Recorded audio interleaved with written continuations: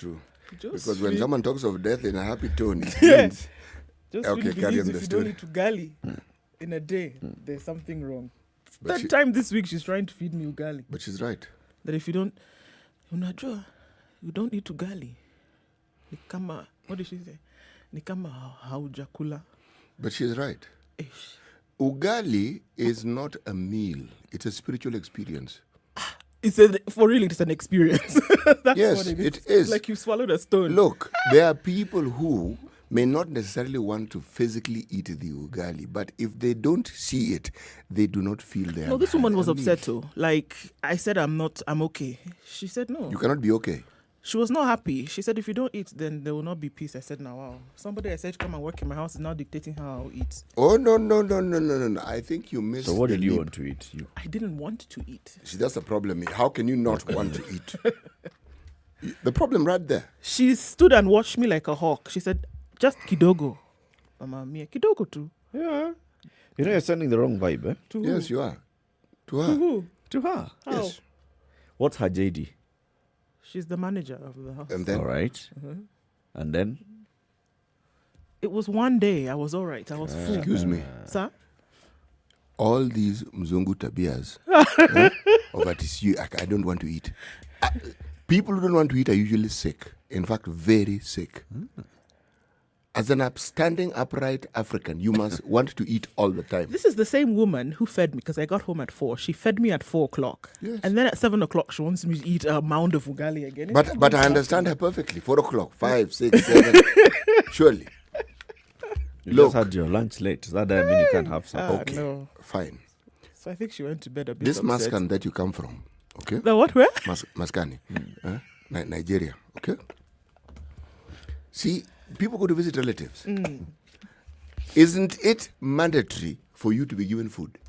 Yeah, eh? Yes. Yeah, in fact, if you don't eat, So if you're not, if you're wise, don't visit more than 2 people in a day, because every place you go to, they are going to give you food as though you have not eaten for a week. Is that not so? Yeah, but this one is my house now.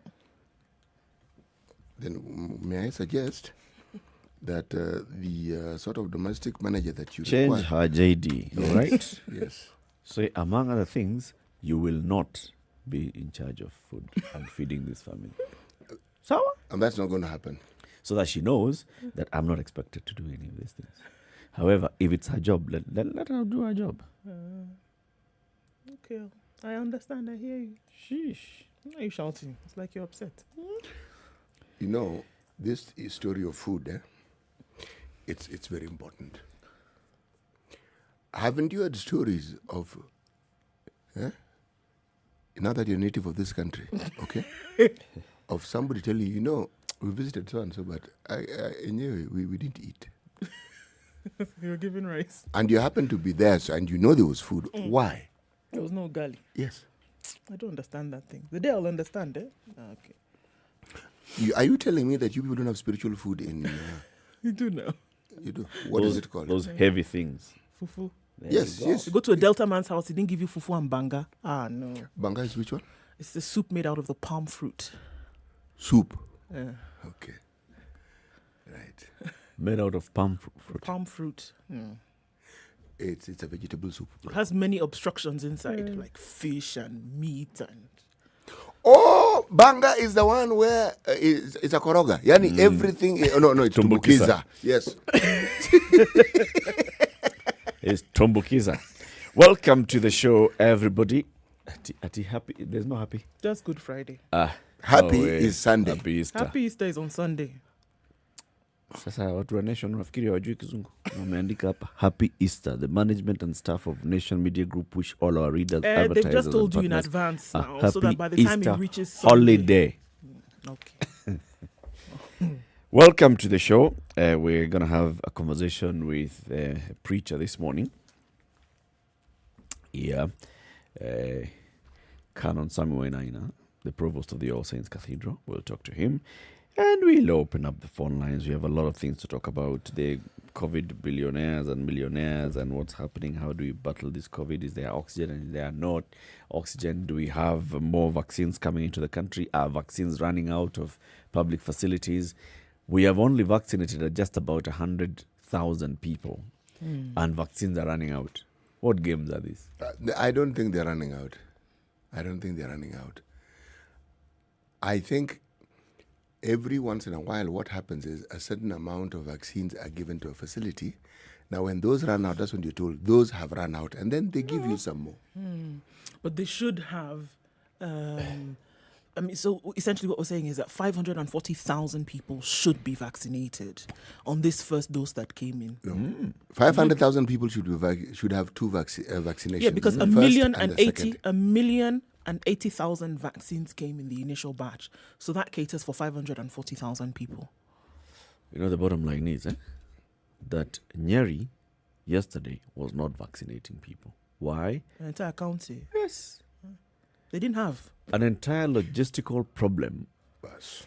and they are running out, and yet you can clearly see what's happening. The uptake. Mambo gani? I think you've hit the nail on its proverbial head, or in its actual head. Logistical problem. I want to be positive during this period for this very simple reason. Okay. That I know those 1 million doses landed in the country as we were told. I am going to believe that they actually landed. Okay? That's a position I'm taking. Okay. And I'm taking the position that they are trying to figure out the best way of doing this thing. All right?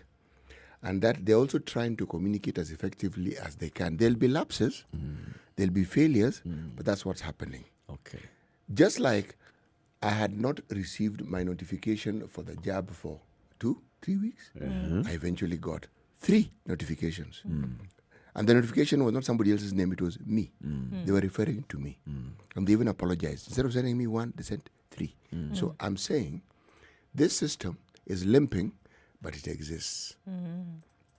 I know of other establishments, financial institutions also, who have a similar problem. It's just that Nyeri is an entire county. It's not it's not a health not an facility. area. Yes.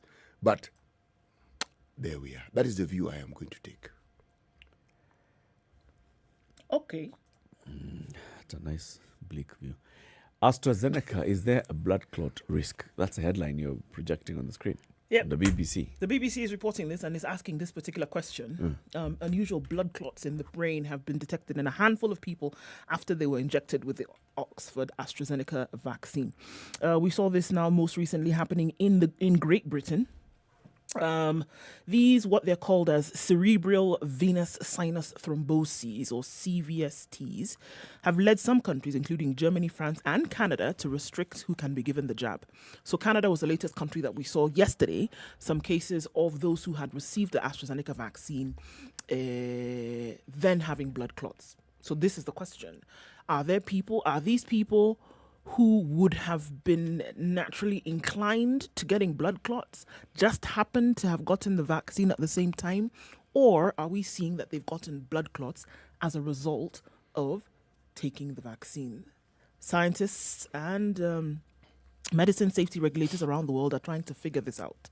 And they're trying to figure out if the vaccine is actually causing these strokes and how many, or rather how big a risk this could be. And it might mean for the vaccination program. So is it causing this? The European Medicines Agency has been reviewing the safety of the data and it's saying that it is not proven. But now it is possible. Before, they had given a clean bill of health. Remember when the first cases came out in countries like Finland? And they came back and they said, look, we're still in safe ground. Now the tone has changed and they're saying it is possible, but the investigations are continuing. It remains entirely possible the risk is zero, as vaccines are not proven to cause brain clots. Germany's Eldoret Institute has reported 31 cerebral thrombosis cases and 9 deaths out of the 2.7 million people that have been vaccinated. UK shows fewer clots, 5, despite vaccinating more than 11 million people. So the investigations continue, but you can imagine what this is going to do to people who've either gotten the vaccines from AstraZeneca or are thinking about doing this because they're saying, okay, is this going to cause blood clots? We heard from Dr. Moses Masika a couple of weeks ago, and he said, you know what? The occurrence of blood clots is quite rampant anyway. It's just that it's not reported. But now that people are making the link between the two, this is where it would cause some kind of panic. But remember, with the vaccine, greater scrutiny is now being paid to individuals, especially now that they are trying to seek they're trying to understand if there are any adverse effects. Now, if the same attention had been just paid to the to the public with regards to what, just the daily lives in the absence of the Astrazeneca vaccine and any other vaccine, we don't know what we would have found. But this is now science at play, and we must let it run its course. Yeah. Because you cannot have a vaccine that is being rolled out throughout the world and it is being said it has these side effects. It must be proven beyond a shadow of doubt that these side effects don't exist. Yes. So it is a process that must go on. Remember, at the same time, there are people who are now claiming that their vaccine, 100%, Efficacy. 100%, yeah, it doesn't matter what you bring before it, it'll sort it out. I saw that. Was it Pfizer with Yes, it children? was Pfizer Yes. Children, In kids. in kids. 100%. Okay. But remember, that is in a research setting. Eh? Yeah. When you roll it out the way AstraZeneca is being rolled out, there is no vaccine that has been rolled out with the sort of diversity as AstraZeneca. Okay?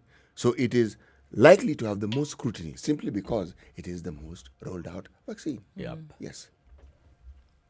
To the larger sample size. In the country, did I see some news that health experts in the country are also dealing with a couple of cases where there's been some sort of a bit severe, not severe, but more serious side effects? It is severe. It's referred to as severe. So severe side effects to the vaccine. A number of cases are under investigation, observation. Yep. Okay. So we have to wait and hear from Remember, everyone you are on that. vaccinated. You exhibit some reaction that you previously didn't have. Yeah. It has to be examined. Yes, for sure. It does. Still speaking in country, 984 new cases in the country as of yesterday and 14 new deaths. Takes Kenya's numbers now, if we're looking at a total of 135,042 COVID-19 cases since last year and 2,167 deaths is what we're looking at. If we look at world numbers, 130,171,365. Still important, I think, for us to continue looking at countries where folks are hardest hit. Let's look at Brazil in terms of what's happening yesterday. We did hear the president speak about, interestingly enough, something totally different from the numbers yesterday. The day before, when he was now imploring Brazilians to say that, we're going to try and do something about this. And then yesterday, we heard him say that what he was going to do was provide some kind of safety net for Brazilians and make sure that, he's able to put some more money in their hands. Very interesting, where there has been no lockdown imposed. There's been no strict tightening of any kind of measures. But right now, what he's saying to Brazilians is, we're going to make sure we can put a little extra money in your hands economically. And even as things are not happening around the world because of COVID, let's just make sure that in-house we're able to survive. So, it seems that there's a total disconnect as far as the health of citizens is concerned. But he's playing on the side of, we're going to remember this fellow for helping our pockets out, whereas people are dying. Yesterday, Brazil reported, again, high numbers, 89,459 new cases in Brazil yesterday. 3,673 deaths. Again, another high number, upwards of 3,500 cases. Just making that number really fly out the window. And people with a rapid onset and quicker death, unfortunately, still up there. 3,600 people. Yes. Yesterday alone. What? They're really taking it hard. Hey. Okay, let's take a break. It is 17 minutes after 6. Where are you? We'd like to know where you are. Good Friday. It's okay. Just do what you want. No problem. Hey, say hello. We'll be saying hello to you again. Live streaming on SpiceFM KE, YouTube, Facebook, and Twitter. This is the Situation Room, the only way to start your day. Spice up your life. 24/7, around the world, non-stop. This is SpiceFM.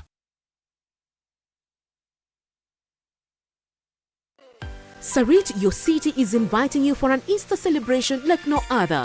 Come over with your family and loved ones from the 2nd to the 5th of April and enjoy a special Easter-themed shopping experience with special mall deco, the Easter Village, Sana art display for the lovers of art. Enjoy unlimited live performances. Don't forget to check out the Easter Fair, where you can get great deals and offers. All this and more only at Sarit, your city. All COVID-19 protocols set by the Ministry of Health shall be observed.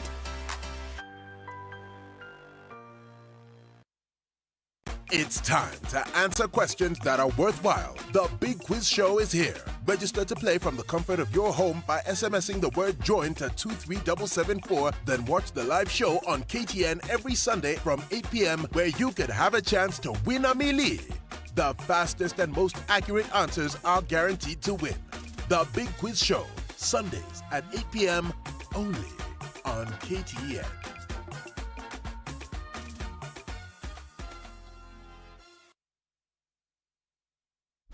Classic soul, R&B, smooth jazz, neo soul, and All right, most cloudy nostalgic. conditions this Good Friday in Nairobi at 18. Good highs of 27 and lows of 16 today. It's raining in Nyeri at 15, highs of 24 and lows of 12. Highs of 26 in Nakuru, 15 degrees and cloudy. It's clear in Eldoret at 11. Good highs of 25 and lows of 13 today. 28 in Kisumu, the high. There's light rain right now at 20. 19 is the number in Kakamega. That's where it is currently. It'll go to highs of 27 and lows of 16. It's raining in Mombasa at 26. Highs of 31 and lows of 25 today. It's also raining in Malindi at 27. Highs of 32 and lows of 26. Moving out of Kenya into Kampala, 20 degrees and heavy thunderstorms this Friday. 26 the high and lows of 18. We'll see highs of 28 in Dar es Salaam, cooling down ever so slightly. Light rain right now at 24.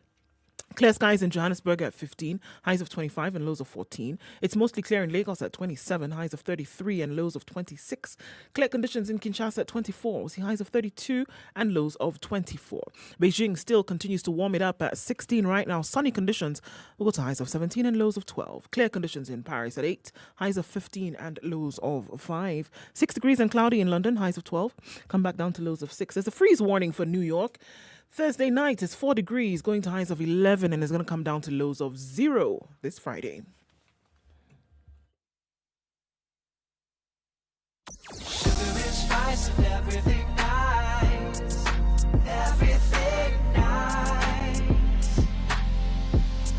SpiceFM. Spice up your life.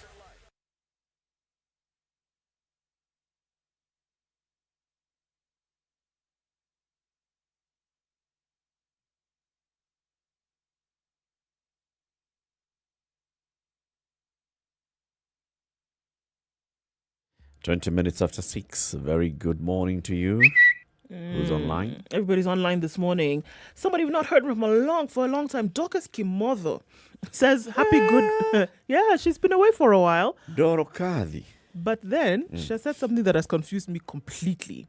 Happy Good Friday Christmas from Malindi. Dorcas, what's going on? Want to talk about it? Christmas is a holiday. It's Yeah. cuckoo. It's cuckoo. It doesn't. You're pegging it to a date in a month. Huh? No. No, Christmas come early, Yeah, this is really early. It's about 9 months early. and Christmas is a far more popular holiday than Easter. So without Christmas, there would be no Easter, actually. Anyway, Dorcas is online. Vincent is asking. He says, good morning, first of all, situation from Madam Ndu. Hey, Madam even. Help me ask the two gentlemen what they had for breakfast yesterday. Can you remember what you had for breakfast yesterday, Eric and CT? Tea. You did not have tea. Have what when? You. What did I have? Did you drink tea? Yes. Did you drink tea yesterday morning? No. You see? Okay. My Anything name in a cup is tea. It's The not- chai. Chai ya kahawa. Yes. Chai ya kahawa bila maziwa. Okay. Na sukari kidogo. You see how my Swahili is doing things? Sharp. Telling you. Huh? Well, and so he's asking what you have for breakfast yesterday because the humor was on another level. Okay. So Washira Wilfred says, tuned in from Gishugu. Henry Hines, tuned in from Cape Coast in Ghana. Lovely place, Cape Coast. Gashari Wambijiwe says, good morning, team. Well tuned in, ready for the discussion. Wishing you well and good health. Asante sana to you too. Waterman Jeffries tuning from Hennepin County in Minnesota. Abu Masha Issa, happy Good Friday, Nduoko, Eric Latif, and Siti Muga. It is said that there are people importing the vaccines to sell. Madhani. What kind of a government allows people to benefit from a pandemic? This is a vaccine. He Abu says Masha. there is a vaccine scam loading. Actually, there are people. It's already here. It's being sold, boss. That happened a long time ago. There's a deeper story, is what Issa is saying. There are Eric. more we're considering, okay? Happy Easter to you all. And that's from Eric Oduogutu. Lawrence Karia says, hey friends, just gotta wish you a happy Easter. You too, brother. Let's make the best of it in these challenging times. And he says a quote from the season, even this too shall pass. Good morning.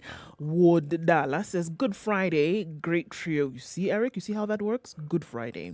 Right. May God guide your ways. Ameno. He's locked in from Nakuru. Muhebwa Vidal says, good morning, well tuned in from Kampala.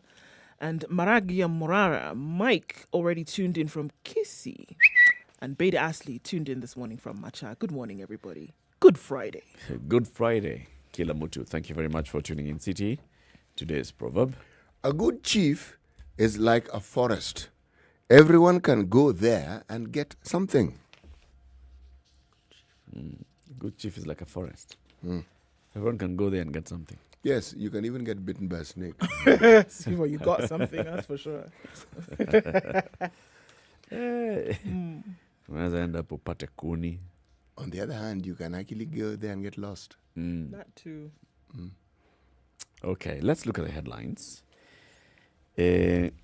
Ghosts of COVID millionaires in the Russian vaccine import. Page 10 and 11 of The Nation today. And this is what it's saying. It's giving the chronology of what happened. Story by Paulo Fuller and Angela Okech. Exactly a year and a week after the first COVID-19 case was reported in Nairobi, a consignment of 75,000 doses of Russian-made Sputnik 5 vaccine arrived at Mombasa port. The importer, Dinlas Pharma EPZ Limited, is a firm based in Syokimau on Mombasa Road. Next day, they made a tax payment of 8.5 million shillings to KRA. KRA issued a tax receipt with customer reference number blah blah blah.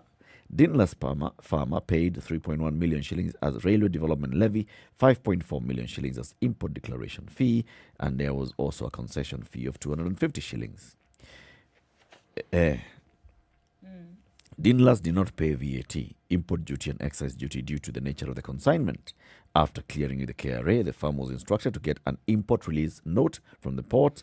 In the clearance note, the ICCD number is indicated that the consignment was in good condition. Oh, that story goes into saying, two prominent lawyers and Deputy President William Ruto, who has broken ranks with his own government, have taken the vaccine. The Ministry of Health, however, disowns the vaccine for more than a week in the making of COVID-19 Millionaire Season 2. The biggest puzzle is how the Russian vaccine was shipped into the country and found its way into hospitals at a supersonic speed, only for the ministry to disown it repeatedly. Dinlas was registered in 2018 and is among the suppliers mentioned with regard to KEMSA COVID-19 consignments.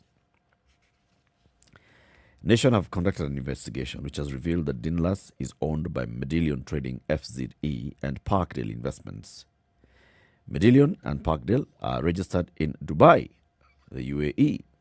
The Nation cannot establish the owners of these companies, but listed as a secretary of Dinlas is Lena Chalangat, while Jayesh Umesh Saini is listed as a director but with no shares. Jayesh is a founder and chairman of Bliss. At one time, he was mentioned adversely in the clinic's healthcare scandal, where 96 million shillings was said to have been paid, lost through a dubious medical scheme for civil servants and the disciplined forces. You remember that clinic's scandal? NHIF, blah, blah, blah, Yeah. clinics, a guy with a turban called Madabana or something. So this is linked here. So this Daesh is there. So basically this story is saying the beneficial owner of this particular business is not directly clear, because even this Daesh guy does not have shares in this company.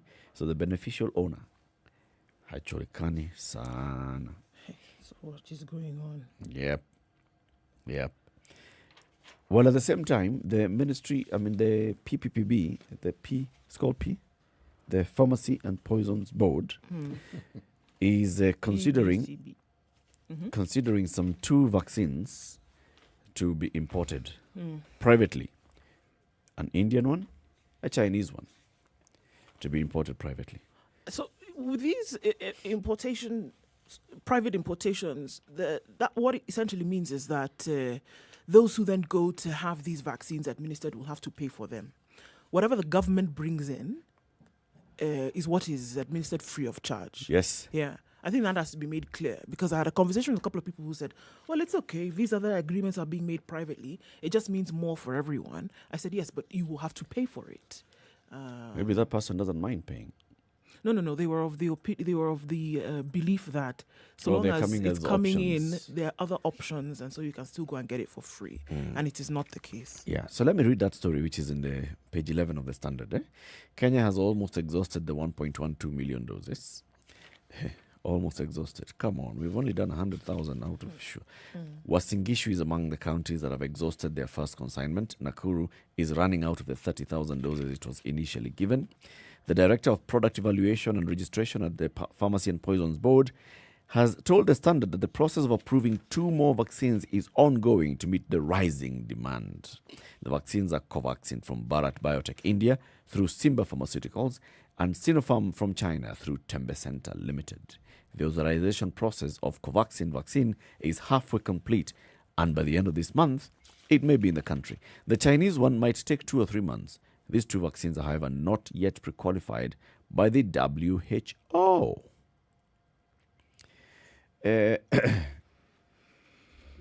Here's the thing, and that's why I was talking about that whole logistical nightmare. Some of these things, when you see the one that has been brought in by the government, and you're hearing Uasin Gishu has exhausted, that means people in Uasin Gishu County who would go to any health facility to get the free Astrazeneca vaccine are not able to get it until it's brought back in. People in Nyeri have not been able to get until they wait for the new deployment. While at the same time, you start seeing more and more proliferation of the private sector in the country. Can you see a hand here?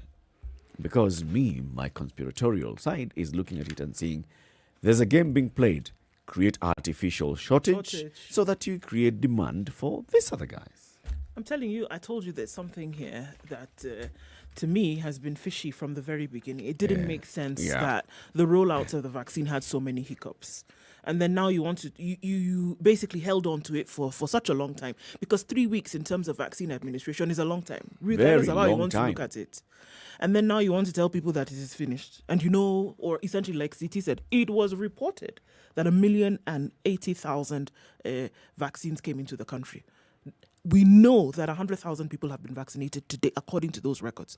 So the question then comes out. 900,000? The question now comes out that we know that, okay, the other half has been saved for those 2, right? So essentially what you're asking is, where are 430,000 vaccines? Where are they? You're being generous.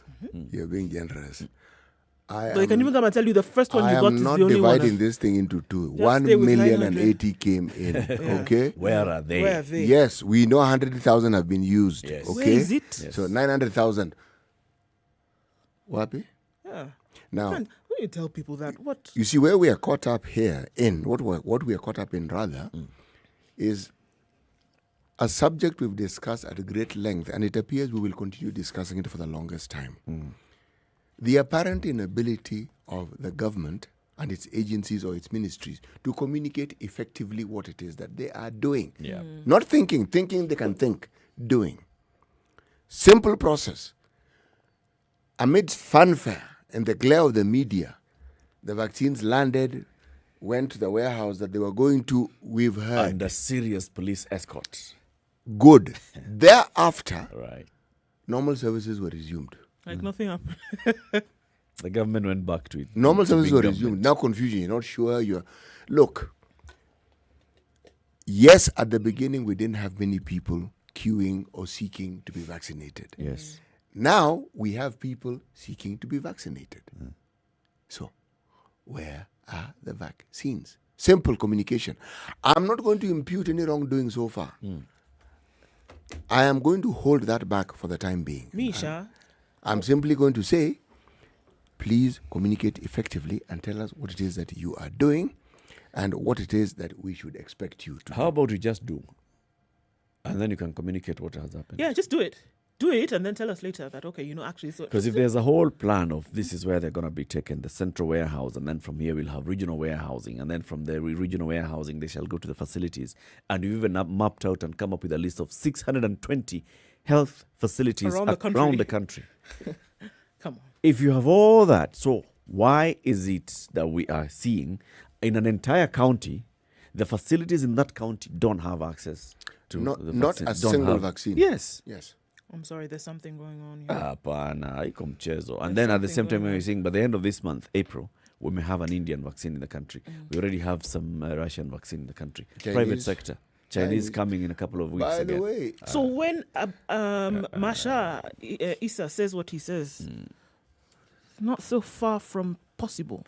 Yeah. actually, if you if The vaccine scam is if loading. we were That's to for look sure. at what has happened in the past, but the ghost of KEMSA is still with us. Huh? It isn't as though the issue of KEMSA just suddenly disappeared. When we talk about bills and laws in this country, crimes such as the one that we are suggesting may be unfolding, they should not just be looked at as scams. We keep talking about these are crimes against humanity. It is that you could essentially protect people as the first line of defense from COVID-19, but then it's going into, you have to look at the commercial advantage that it grants a few individuals over the life of Kenyans. Yep. It's a crime. It's a crime. Look at the mess that was made. MES, okay. Then KEMSA, something that was supposed to protect the citizenry. Suddenly there is a whole mess behind it. And by the way, the PP, with the exception of those that were supposed to go to public healthcare, it isn't as though we're getting the masks for free. No. No. Even those ones they told you at Kemsa warehouses, is it that somebody has seen them? Are they there? Oh, release them. They are under Give them to the investigation. public. We can't because they're They are elements. exhibits. Have you seen them? 26 minutes to 7. Let's take a look at traffic. Hii Kenya kimeumana. 24/7 around the world non-stop. This is Spice FM.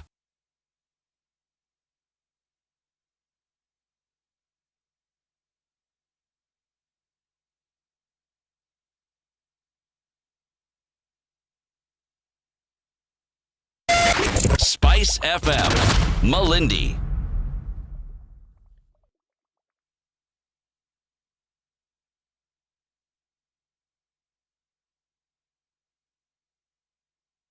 Spice FM. It's getting hot in here.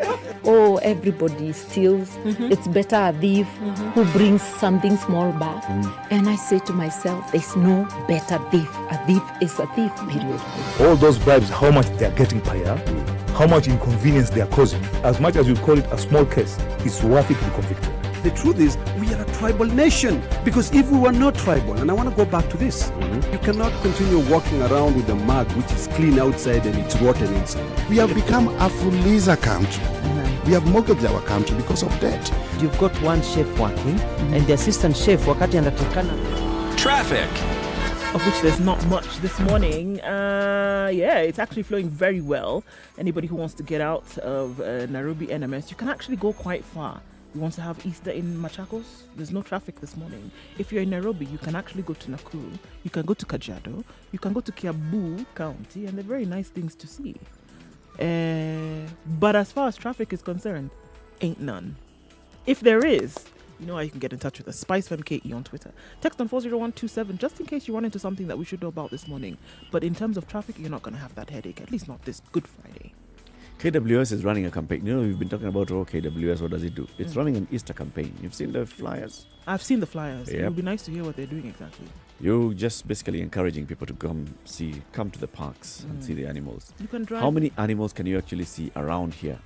How many parks can you go to? You can go to Amboseli in Kajiado, Nairobi National Park, Nairobi, Naivasha. Hell's Gate, Nakuru National Park, Naivasha. Hell's Gate,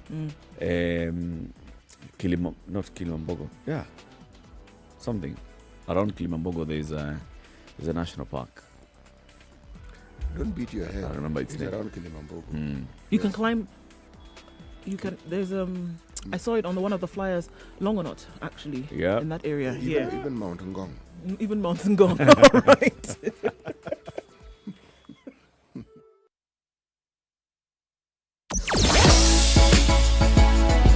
Sugar and spice and everything nice. SpiceFM. Spice up your life.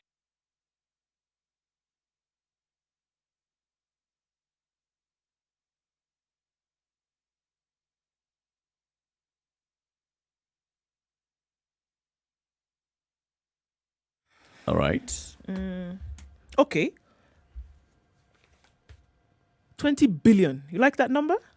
You just carry on with the story before I comment on it. Shillings. Yeah, I've got that now. Carry on with the story. All right. What the BBI will cost annually. It's a story that's carried by the Standard today. Kenyans will shoulder billions more yearly to cater for new posts and other changes if the document sails through, according to the Parliamentary Budget Committee. This story is carried on page 4.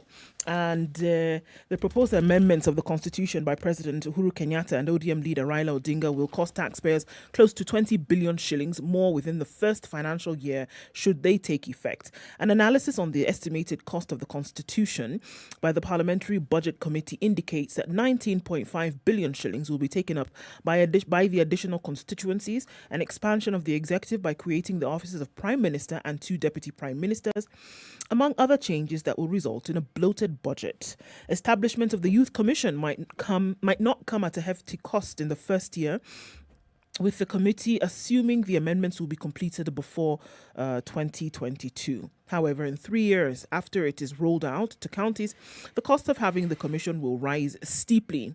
Yesterday, former Majority Whip in the Senate, Irungu Kangata, who had placed the initial request for the simulation, claimed that the cost was too heavy for a country that would still be battling COVID-19.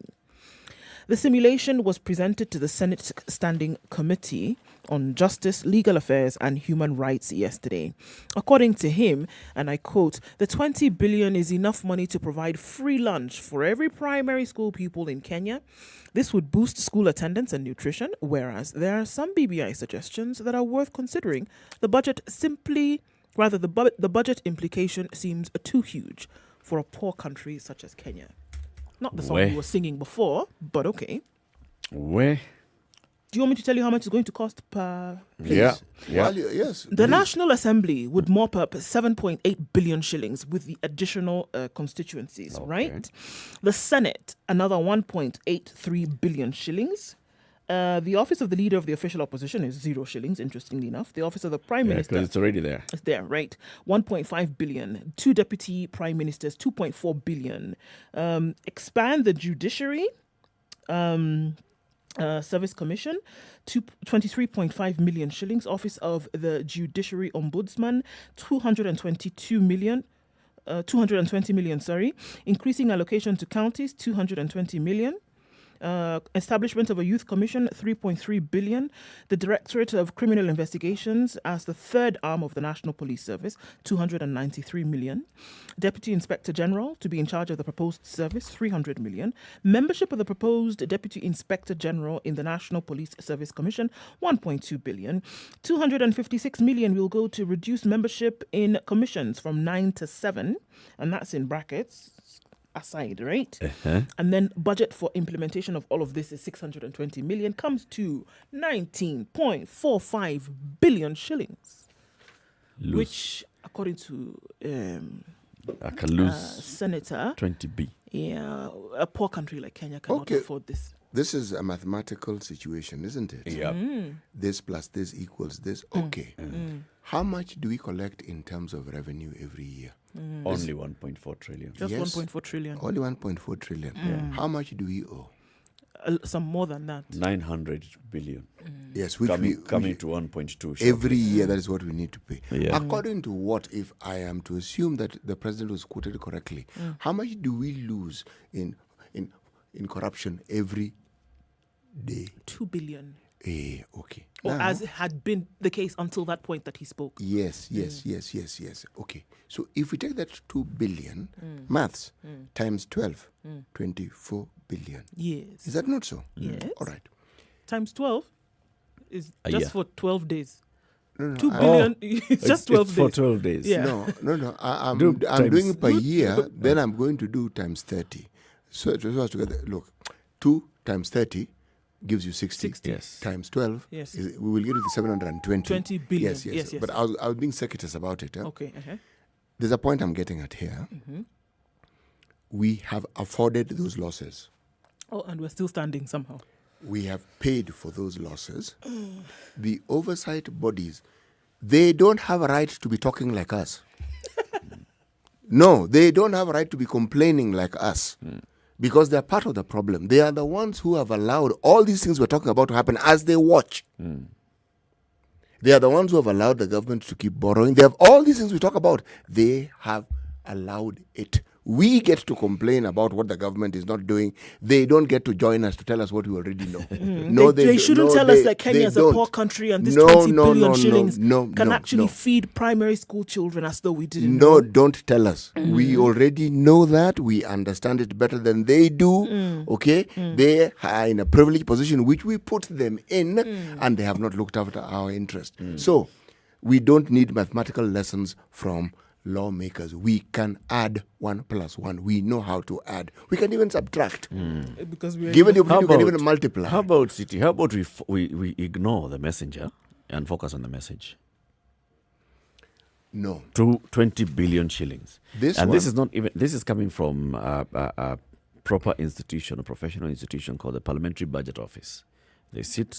They're the ones who advise Parliament what is in the budget making process. So, professionally, we've been told by technocrats in government that this is going to be the cost of implementing all these changes, should you say yes to them. Now, let's focus on that message. I'm not going to Is focus that a good is that a good figure? I am not going to focus on the message for a simple reason. Every year, every so often, we get these messages and with great detail. I'm not separating this message from other messages. We had a KEMSA issue which went before some other committee within our parliamentary system. And there was a lot of fanfare and hoo-ha and brew and bra and this and the other. And lo and behold, when it came to the reporting, the disappointment was so loud, it was so palpable, it was amazing. All I'm saying is this: let them do what they do, because I guess they have to report it. It's part of their functions, and we in the media have to carry the information. But honestly speaking, the Auditor General will come up and give us a report which is even more detailed than the one they're giving us, and even tell us something more interesting, where we lost money. So, if it's information, we are spoiled for choice. I am tired of being told these things that I already know. Because this is not a new story. This issue of the BBI and its cost, my friend, it has appeared from day one. We've been hearing this story. So, has it become more all of a sudden? Has it become less? If they found a way of reducing it, I am willing to listen to that. It has been concretized. Before this, you didn't have it on, the actuals. The BBI was always going to cost us. So here it is. Now you know exactly how what much. each specific department is going to cost. Why don't I just tell you why I'm saying this? Because not long from now, there'll be a revision to this thing. Wait and see. What thing? The figures? These figures. Just give it time. You will hear a different story. Our figures always mutate. Always. So this is going to change? It's going to change. Oh, it's only 10 billion. Yeah, precisely. You will hear, no. Arithmetical error. God knows this error. Did we say 300 billion? No. What we meant was... Oh, it doesn't have to cost this much to run You the will office hear. of Yes. the member of parliament. After all, they're not earning double salary anyway. They're just a prime minister. They're a member of parliament anyway. Anyway, it's 7:15, and as we take this break, let me just remind you about this new portal by the Standard Group. jobs.standardmedia.co.ke. That's jobs.standardmedia.co.ke. It is the one place that you can go to and find all the jobs that have been listed there. You're looking for a job, you'd like to get a job, go in there. You can actually register yourself and say, this is the kind of job that I'd be looking for. These are my qualifications. I'd be interested for whenever there's a job that falls in this field, you can send me an alert and you'll be getting newsletters or SMS alerts on all of those. Many, many jobs that are getting listed on jobs.standardmedia.co.ke. Check your job there today. 24/7 around the world, non-stop. This is Spice FM.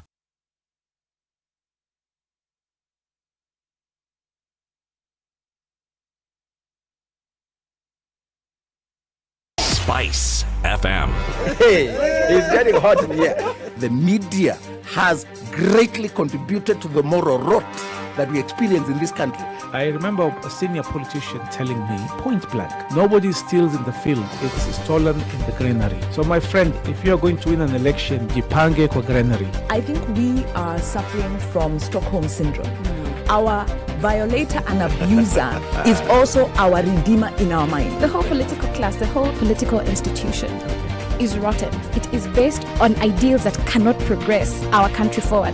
This is the Situation Room, the only way to start your day.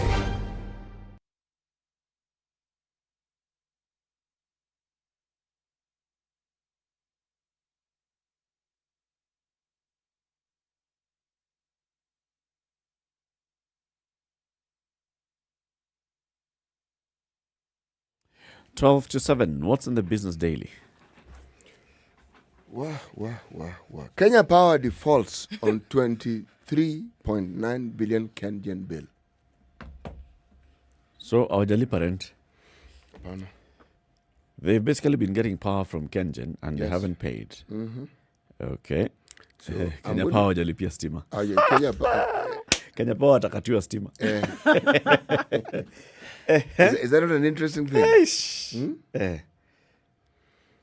You see, this comes just a day after the president formed a task force to review the power purchase agreements that Kenya Power has made with all the producers. Yes. Kengen, the independent power producers, Lake Turkana Wind Power Project, and all of them review. Yes. And then it also emerges that if Kenya Power is not paying its biggest supplier, do you think it's paying the small ones? It most certainly isn't. But knowing that Kenya Power is run by Kenyans,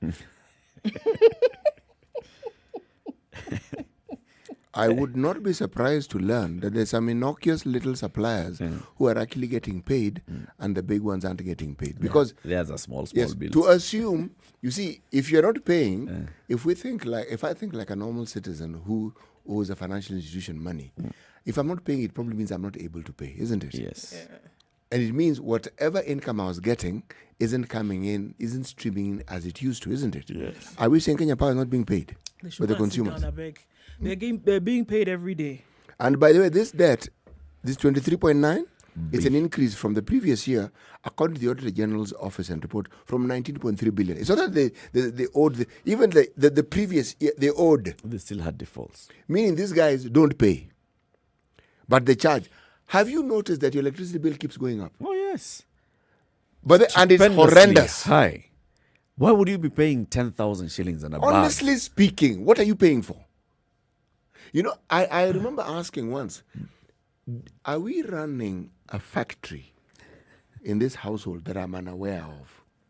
Is there something that's constantly on, like Yes. an iron box that you guys are constantly just ironing? No, one but thing even, and the other? Just, no, it's just on. Yes. but even if you have three freezers and Yes. fridges for 10,000 shillings, it's high. It is extremely high. And then you're told, you know, you're always told. This is what I was saying. I'm tired of being told. You're always told, you know, cost of fuel. Then you're given some computation. Then you're given some other computation. No. All those things are good for academic purposes. What exactly do Kenya Power do with the money that we pay every single month? Because if we don't pay, they cut it off. Actually, by the way, if you just now that you've brought in the taxes, it means in that 10,000 bob, Kenya Yes. Power is only taking about 4,000. Yes. Yatani is taking 6,000. Yes. And he takes it up front. You know, Here's, you can't run away from it. That one of Kenya Revenue. Huh? Yeah. Now, when I say that we don't really want to be told things we already know. Here's another example. Please carry on with the other example. No, I'm saying this one you're giving is another example. Thank you. Oh, you encourage me to continue. Okay, I'll let me continue. Yeah. Things that you already know. 1.4 million Kenyans are facing starvation. Yes, they are. Because of drought and food shortage. These are in the counties of Tana River, Garissa, Isiolo, Wajir, Mandera, Marsabit, Turkana. Any surprises there? No. Okay. Government spokesman Colonel Cyrus Oguna says the projected annual production of maize last year was 43 million bags against an annual requirement of 47 million bags. This projection was not achieved because the country produced 41 million bags and a shortfall of 5.5 million bags. So he says he warned that the looming drought and depressed rains might frustrate efforts to combat COVID-19, fearing there might be insufficient food to feed Kenyans already facing vagaries of coronavirus and locust invasion. Farmers have been urged to take advantage of the long rains to plant more crops. Now, these long rains should have started in mid-March. I was in Kitale last weekend. Kitale, food basket, Eldoret, Kitale, that region. Drier than a bone. Dry. People have tilled the land and waiting for the rain, and you can basically just see vast areas of land tilled, dry. And I had some people commenting and saying, my God, if you look at this, we just pray that the rain actually does come and sufficient rainfall. Because when it comes, it's because of some cyclone somewhere in Mozambique, and it just rains for a week. That is not sufficient. No, that's to just grow passing. Food. Yeah, so we really need to pray for the rain, literally. Oh yes. But Eric, even as we pray for rain, what we should pray for is a greater ability for us to change the way we think and the way we look at life. There's all this talk of climate change. We had a climate change expert talking to us the other day. Yeah. Climate change is a reality. Yeah. Now, if you know it's a reality and that weather patterns will not necessarily flow as they have flowed in the past, if you then expect to peg your agricultural output on these patterns, what do you think is going to happen? Kitaumana. If you look at a different field of endeavor, horticulture, and you look at how the players in that field go about their business, it tells you very, very clearly, they understand that you must at some point utilize the vast diversity that nature provides for you. Right. There is rain, water from above. There are underground sources of water that exist. All I'm saying is an expansion of the way in which we do things has to be considered. You can't let drought be the determining. When you know year in year, even I know, and I'm really ill-informed about such matters. By the way, just to cap off that story of KenGen, the Auditor General is actually saying that it appears that at the rate that Kenya Power is going, it might actually become insolvent. Okay. Tukiendelea hivi, so we'll be bailing out Kenya Airways, Kenya Power. Eric, does it make sense to you really when you think about it? Does it make sense to you? You have a monopoly. You're the only one who collects funds from the entire country to provide electricity in their homes. There's nobody else. People are paying to you on a daily basis, whether in small amounts, whether in large amounts. Tokens, we're talking about monthly. People who live alone, to families, to larger communities, to manufacturing companies, to corporates, to offices across board. Everybody consumes power and pays to you. There's no private firm. There's no private organization. What are we talking about? You have the monopoly. And still, you're going at a loss. Yes. I mean, the thing doesn't make sense to me. I don't understand. Cost of goods. Cost of business. You see, remember, there's a clip we keep hearing when we have our promos about people stealing from the granary. And then we had Mohammed Walie sitting exactly on this same chair that I'm sitting on, told us, you know something? People budget. People budget for corruption is theft. Budgeted. Yes, from the very budgeted. beginning. Yes. So it's budgeted through contracts, through whatever, and by the legal means that already exist. Through government project or policy. For example, a new government comes in and says, you know what, we are big on infrastructure and we are big on power and we want you to roll out this power across the country to every corner of this country. How much will it cost you? We don't care. You go ahead and do it. And make sure. And the person who's telling you is a principal secretary who previously worked in this organization of yours for many years, rising to the level of managing director. He knows. He understands the details yes. very well. Because he also rose up the ranks. Yes. So he's not somebody who sort of like was in some stranger ministry. And he's not somebody who does not understand power. He understands it. No, he's actually an engineer. An expert with a PhD. in that particular field. And there you go. This is going to be crazy. This is going to be mad. Actually, it is. It is. Okay. However, we must not let ourselves drown in... Tusifadhaike mioyo. No, hapana. Yes, na wala tusiangamizwe na shida nyingi. Yes. Let not your heart be troubled. Oh, okay. Neither let it be afraid. Okay. For, complete that one and do. For the Lord thy God is with you. Well, clearly you have taken one portion of scripture and added it to another, and it makes perfect sense. Yeah, isn't it? Yes, though that quotation is not entirely that one. Which one comes here? Which one? Everything through prayer, supplication, and thanksgiving to God. Yes. Let your request be known known unto God. And the God of all peace. Okay, we are doing this because we are practicing what we're going to be talking about in the next session. In the next hour, we'll be speaking with the Reverend Canon Samin Wainaina. He's a provost of the All Saints Cathedral, speaking truth to power on this day when our Lord Jesus will be. Right now is that guy from Arimathea, Joseph of Arimathea, who's walking somewhere from his farm. He's going to be told. He's going to be told, carry this cross. You know the way John. You know the way I would say John. The way John is. Eric. John, otherwise known as Eric. The way Eric is saying it, you'd think it's a word in Nyeri. I'm telling you, that's what I thought until I realized. You'll ask Canon Wainaina, what's the name of this guy? Joseph of Arimathea. You'll hear it. Good morning, 7 o'clock. Spice up your life. SpiceFM, Nakuru. Still no traffic this morning. I think the roads are looking pretty good.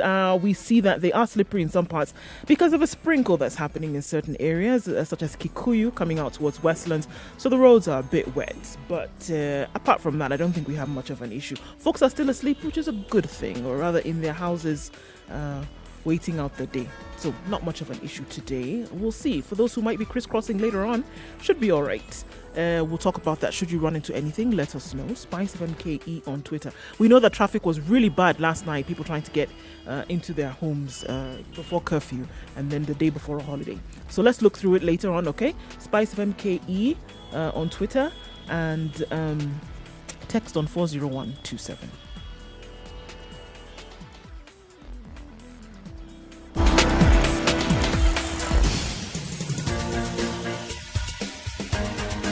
This is The Situation Room, the home of hard-hitting political commentary and penetrating insights about the state of the nation. This is a talk radio experience like no other. The Situation Room, a place for hard truths, debates, and elevated conversations. The Situation Room, witty, political, engaging, deep, controversial. In the room, we have C.T. Muga, researcher, academic, seasoned political observer, a fountain of wisdom in these politically uncertain times. Ndu Oko, Nigerian by birth, Kenyan by choice, communications expert, Pan-Africanist, a truth seeker and believer in people power, and Eric Latin, agent provocateur, the man in the chair, seasoned journalist, news hound, a man who believes in punching up, not down. This is The Situation Room, the only way to start your day. Ati, happy, it's not happy, it's not happy Good Friday. Good Friday, wherever you're tuned in this morning. Thank you very much for joining us in the Situation Room. We are live on SpiceFM and online. SpiceFM KE, YouTube, Facebook, and Twitter. City Muga, today's proverb. A good chief is like a forest. Everyone can go there and get something. A good chief is like a forest. This one is attributed to the DRC. Who in the DRC? A proverb from the DRC. Now you take your pick, whether you want it with this. Batoto Bakongo. Okay, this is from them. Yes, the country that was previously known as Zaire. Okay. Or the Congo. DRC. All right, so shortly we'll be speaking truth to power, because this is it. This is what the Lord Jesus was doing maybe around this time. Canon Reverend Sami Wainaina is with us, and he joins us now on the line. Provost, good morning. Good morning, sir, and how are you? Happy Good Friday. See? It is Happy Good Friday, not Good Fridays. Do you what? Eric wants to add words that maybe are not necessary. By See, the now way, you've validated his problems. Who was stuffing it through our noses with this Good Friday Happy greeting. Good Friday. Now he's elated and is jumping onto the bandwagon of he is the one who said he actually didn't. Him, it was Good Friday. But he actually surprised me. He said, Good Friday City. I said, yes, it is Friday. It is Good Friday. This one. This one. See? This one. You see what he has said? It is this woman. It is this woman that you put here. You know, the day before this one, in history, there's a guy who passed the buck. He kicked the can down the road. Said, surely, guys, see, this guy is not really that bad. See, why don't we just, give him a chance? Give him a chance. And unfortunately, the gainsayers had already been at work. They had already organized a lovely rally and people who would chant what they wanted to chant. So we are here because of that, isn't it? We are. We are. Provost, good to see you. Before we get into the topic that we want to talk about today, speaking truth to power, what was happening at this time on that day, many thousand years ago? Had Pontius Pilate taken his breakfast? Well, the Bible would be the best source of information. Just before the crucifixion, and you can read that in Matthew 26. It is the plotting against Jesus. That's where it begins. And as you continue with the story, Judas, in verse 14 of 26, agrees now to betray Jesus.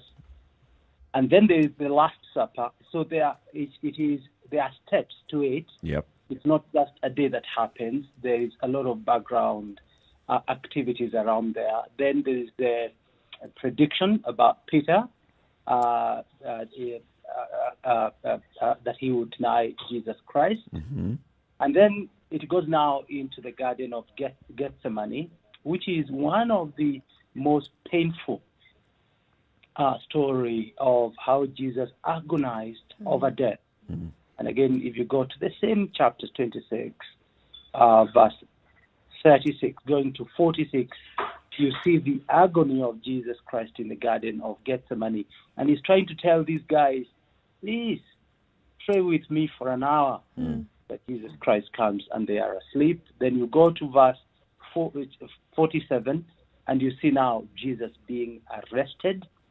And that now follows the trial before the Sanhedrin, and before now Jesus is disowned by Peter, and it follows with the hanging of Judas hanging himself, then Jesus before the Pilate, and then the death now follows. That's the story behind the Good Friday, and the exact day now, which, according to history, this day can be called Good Friday because good means holy.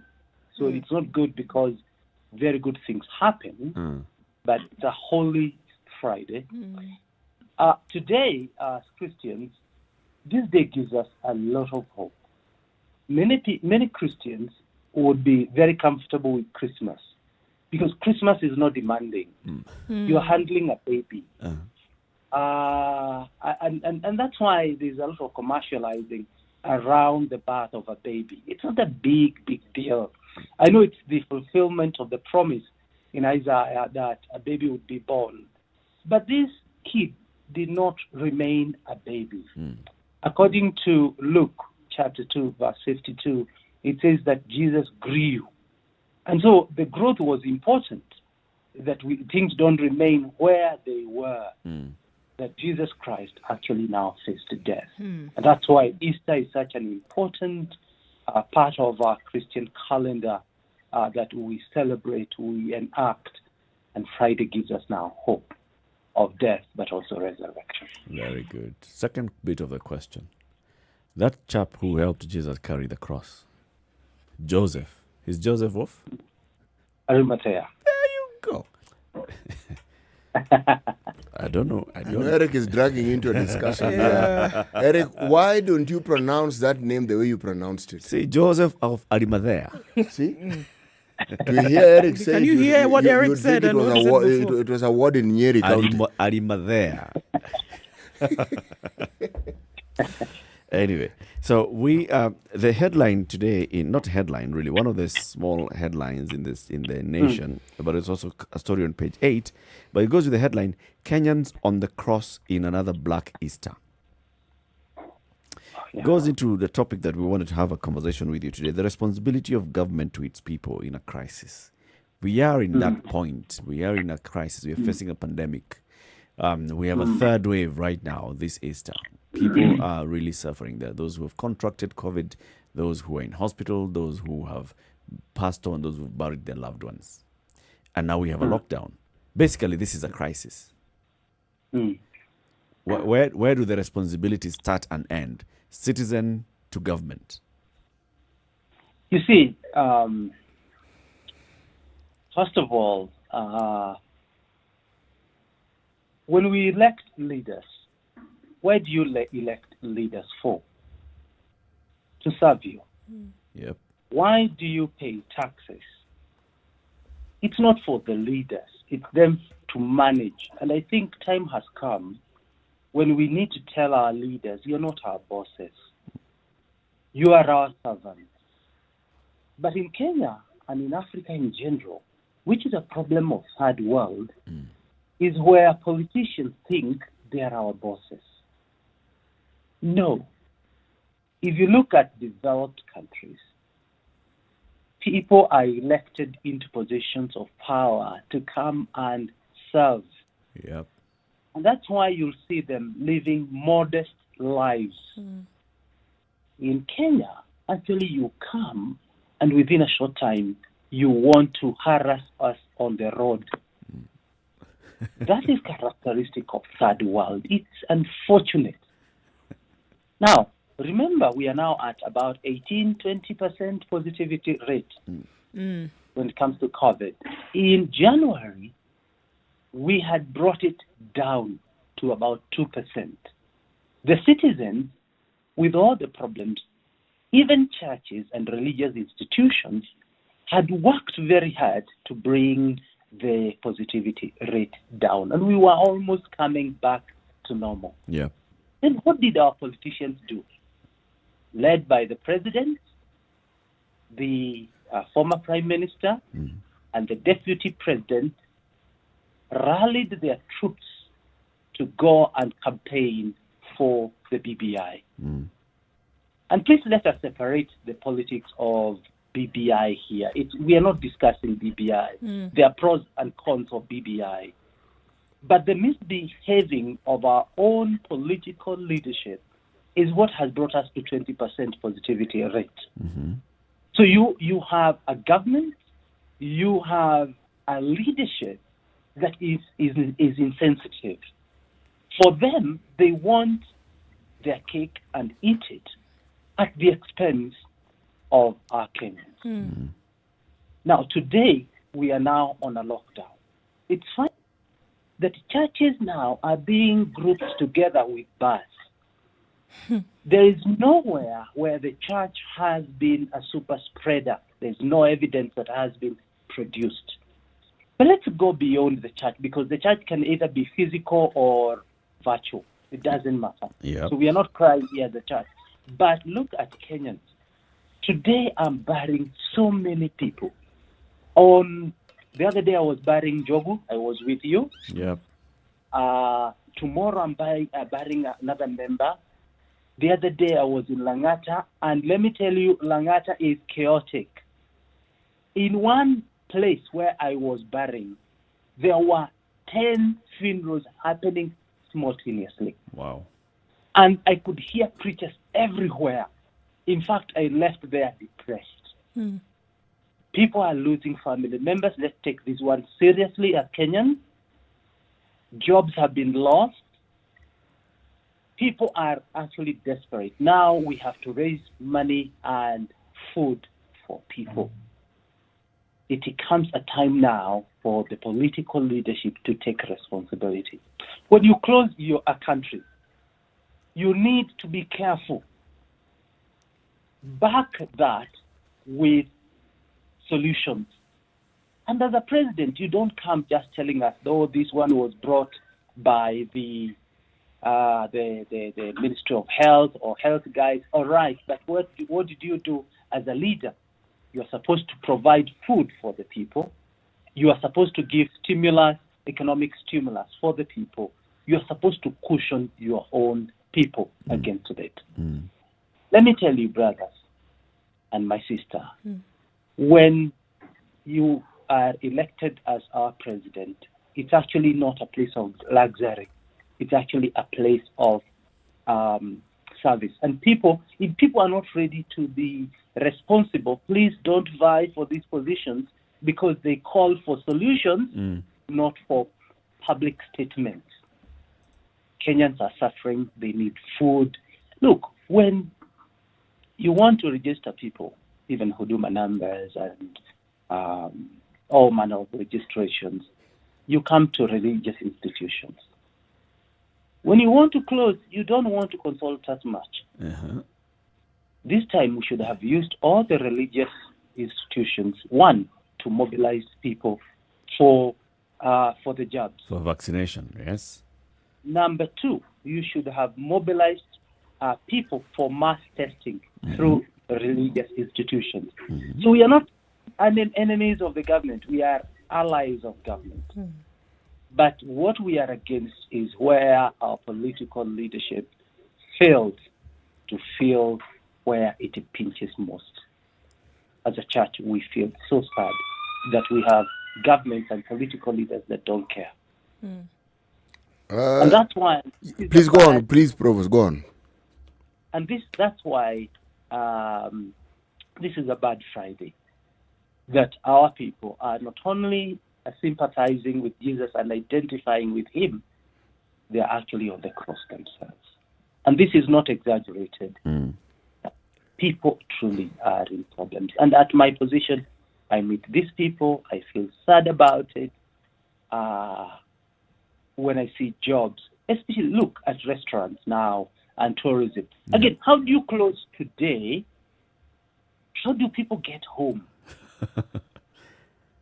You close with 6 hours notice. Government needs to take responsibility. Yep. Now, people have to be charged 100 times of what they pay. They have to find their way home. There are no flights. There are no matatus. That is chaos. And I saw a lot of irresponsibility on the part of the government. There's something I'd like to ask you, Provost. It's with regards to the church organization that you serve under. What policies do you have to ensure that those who are infirm, those who are unable, those who have been financially hit by the pandemic are looked after? Well, let me not talk of the entire church, because I'm only a small man, and I only speak on behalf of the All Saints Cathedral, where I'm responsible. The All Saints Cathedral itself we put 10% of all the offerings that we receive, and we use it to support the poor. That is a policy. And in every AGM, as the provost, I'm asked, what did you do with what we gave you? Mm-hmm. And so I'm into big-time scholarship of children who are needy, especially in high school, in colleges and universities. Number two, I support para-church organizations where we cannot be able to go ourselves. We are able to provide finances so that they can be the hand that feeds the people.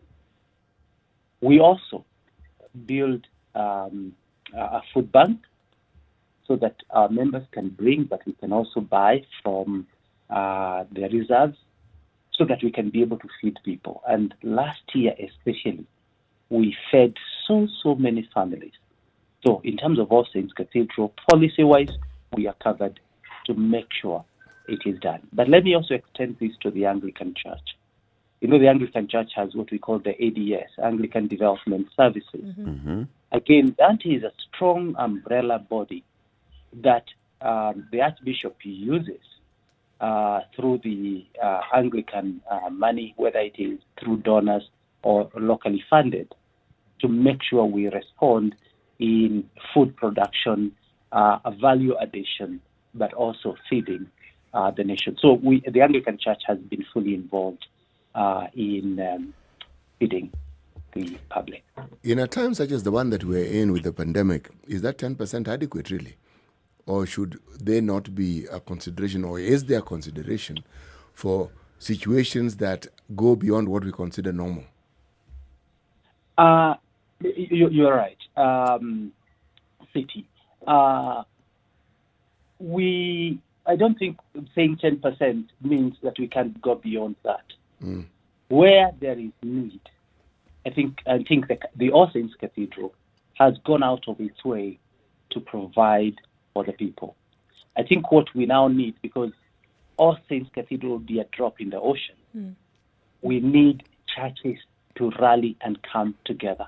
And what I was expecting at this time, and what I would recommend, is church umbrella bodies like NCCK, EAK, the Catholic one, coming together so that we rally together resources, and instead of compartmentalizing the body of Christ, we can be able to respond to the need better and quicker.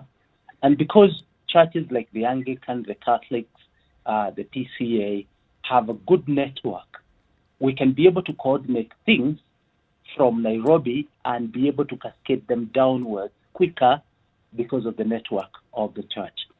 So that churches don't keep duplicating what the others are doing. We should be able to come together and respond to the need. Well, I'm actually heading towards a question I want to ask you. It's two-pronged. One, why has this not happened? And if indeed we were able to do this, because organizations into which all these religious and church organizations fall under already exist. If this was the step that the church, and I'm talking of it, the church in its entirety, if this was a position that they had held, don't you see that indeed it would be a very powerful voice, and it is a voice that would push for the sort of changes that we talk about that need structuring at the level of government? Mm-hmm. You realize, even when, and allow us to refer to Moi era, when things were very tough on Kenyans, even in terms of public agitation, it wasn't just one bishop in the Anglican speaking. You could hear Mwana Anzeki in the Catholic, Njoya, PCA, the Muges, the Utaris, all that. So it wasn't about one church. And NCCK played a very important role in bringing different para-church organizations together to address the need. So I want to agree with you, CT, that we need to collaborate more. I think there has been effort to make them silos, and I think that's where we are losing. We need to have connections because you mobilize better when you come together as the entire body of Christ or Christians in a country rather than the denominational way. So I agree. So if, Karen Wanana, if the church can come together and do this, I mean, I'm looking at it on a scale that many would, even if they say it's small, we still see that lives are being impacted, lives are being changed. Somebody has a meal that they can go home with at the end of the day. So if this is being done on a social scale like this, and many have asked the question, then what can government not coordinate to make sure that Kenyans are taken care of? If the church can do this, if churches can come together and form, platforms through which Kenyans can be taken care of, can this not be an example then of what government can do when it comes to then taking care of its people? Exactly. You see, the church complements the government. So we shouldn't be left to do this job. Actually, we should maybe be helping the government 10%. But you look in this country, when it comes to healthcare, I think the church has done a good job. Let's give credit where it's due. Yep. That the church, the missionary hospitals have actually not even complemented. They are partners with the government. Look at the schools, missionary schools, the best schools in this country. They belong to the church. The church actually has contributed immensely. But the big network of the government should be used at this time. Chiefs, this is now, I don't know what you call them, county commissioners or something. Deputy county commissioners and deputy and county commissioners. They should be using their network to cascade upwards to identify families that are suffering. Sometimes when the media bring images of people who are very, very hungry, and they are even used to solicit for funds abroad, it makes you feel very sad that we have leadership that never thinks about feeding people. It's wonderful to build Mombasa Road. It's wonderful to build highway.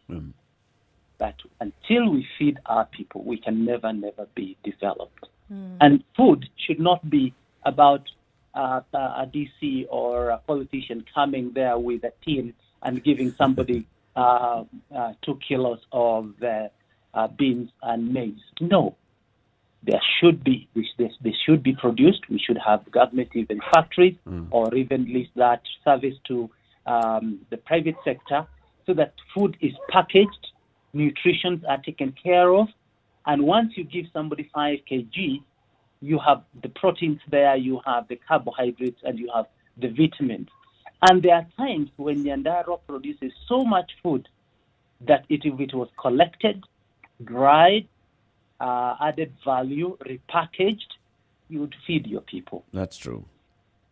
But so it's actually the work of the government. The church is only there to complement what the government is Actually, that is where you and I are actually going to get to a divergence. Because the church is a government. The church, forget the role of the government for a second and consider the role that the Bible demands of those who subscribe to that particular faith. It is mandatory. It is not optional. It's not a suggestion. It is mandatory that we look after each other, that we become our brothers' and sisters' keepers. It's mandatory. And yes, the church has done tremendously well in the past, and it still does. But I'm saying the bar should be raised. When we look at the church now, are we looking at the glory of the past? Are we saying now, in the here of today, that the church stands out when you look at organizations that actually look after the interest of the people in this country? Do they stand out? The answer is no, they do not stand out. And if they do it quietly, why don't they do it more? Because if they did it more, it would be known that they're doing it more. I am saying they are falling short of the mandate, and yet they have the ability and the capacity and the calling to do precisely that. I don't get where the divergence also came in, because... No. The divergence is that... You're saying that the government... The provost was saying that we only assist the government, and I'm saying no. That they should not be doing... I am saying no. That is not the position we should take. Assisting the government... Let me clarify that. Please. You see, when you look at the Bible, it also speaks of the government. Why is the government put in place? But me, City, I never received I never received tax. Me, I don't receive tax. Yep. It is the little money that I receive that I actually manage well, do all the work, and also be able to extend to the people. So let's not remove the responsibility of the government. Our work is not just to pray for government as a church. Our work is as well to hold the government responsible. Mm-hmm. Yes, it is the Christian mandate to do that. Actually, there is no divergence. What we are saying is the same. The government receives taxes to take care of people, and that is biblical. The church also has the mandate to also come in and serve. By the way, before you talk of the church as an institution, talk of the church as well as the individual. It is you, City Muga, that takes care of your brother next to you. Yep. But that doesn't remove the responsibility from the government. The church cannot do everything. But I want to agree with you that we need to do much, much more. And remember what we had said earlier. If we collaborated as churches and parachurch bodies, there is so much that can be done, but there's a lot of duplication today. And duplication brings wastage. That's true. You know, I hear what you two gentlemen are saying, but at the same time, the government, as we have seen, when you go and do the job that the government should do, the government steps back. We have seen that. We've seen that in the health sector. The religious organizations that have come up with mission hospitals in various places of the country, parts of the country, come up with schools in various parts of the country. Have you seen the government coming to support or to build a new school in an area? They don't. When you see a government that is relying on external budgetary support, for example, in the health sector, how much effort is the government putting in that sector? Minimal. So there's something about kuzoesha mtu. If we zoesha the government that, we shall come together, we as the body of Christ and religious people, we shall come together, we shall be helping one another, we shall be doing this and the other, while at the same time we are paying taxes. Itazoea. He is Eric. Yes. When schools closed last year, you saw what private teachers went to do. One, public schools were turned into poultry farms. Teachers had to ask their bosses where they could convert a class to go and live there. Whose children do those private teachers teach? Those children belongs to the government. Mm-hmm. And the government should have gone ahead to support some of these private schools. One, at least to support the private schools. Yep. And what you're saying is true. When the church, the church shouldn't stop because of that reason, but when the church takes those responsibilities, the government take a secondary role, and they never support private institutions. Actually, money should be set aside to cushion some of these schools, especially during this time of pandemic. Do you know, even now talking about the church, I have about 60 members of staff at All Saints Cathedral Primary School. Mm-hmm. When the pandemic struck, do you know, the entire year we fed our primary school teachers. We didn't cut their salary at all. In fact, they were surprised that the church came through for them. But we asked, you have always been there for the church. How do you know that the church appreciates you, recognize your loyalty? Do you know what I saw when we reopened the schools? There was a spike in terms of performance of our teachers, and number two, the enrollment of children into our school. Why? They became advocates of that school that takes care of them at that particular time. Right. If you want to know that a government cares, if the government wants us to be loyal to them, it's not by telling us stories. It is actually by feeding us at this time. It's doing what they're supposed to do. Let's take a break at this point, having a conversation with the provost of the All Saints Cathedral, Reverend Canon Sami Wainaina. We are asking ourselves, what's the responsibility of a government to its people in times of crisis, such as the one that we are in right now? 28 minutes to 8 o'clock. Let's see what's happening on the roads on this Good Friday. And then let's also see what the weather is going to look like around the country. Good morning. This is the Situation Room, the only way to start your day. Spice up your life. 24/7 around the world, non-stop. This is Spice FM. It's time to answer questions that are worthwhile. The Big Quiz Show is here. Register to play from the comfort of your home by SMSing the word JOIN to 23774. Then watch the live show on KTN every Sunday from 8 p.m. where you could have a chance to win a melee. The fastest and most accurate answers are guaranteed to win. The Big Quiz Show, Sundays at 8 p.m. only on KTN.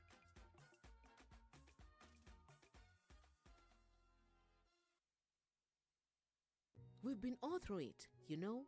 We go to school, study hard, get the much-deserved grades, and celebrate our graduation. Then reality hits us. We get to the job market and we simply don't know where to start off.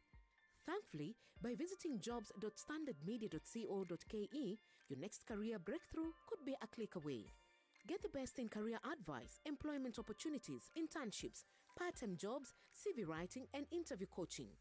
Give your career the much-needed lift on jobs.standardmedia.co.ke.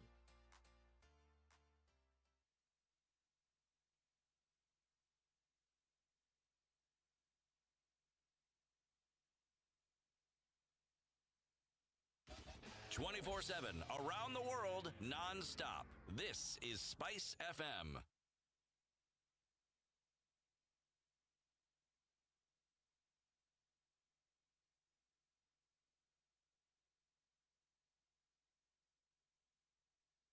All right.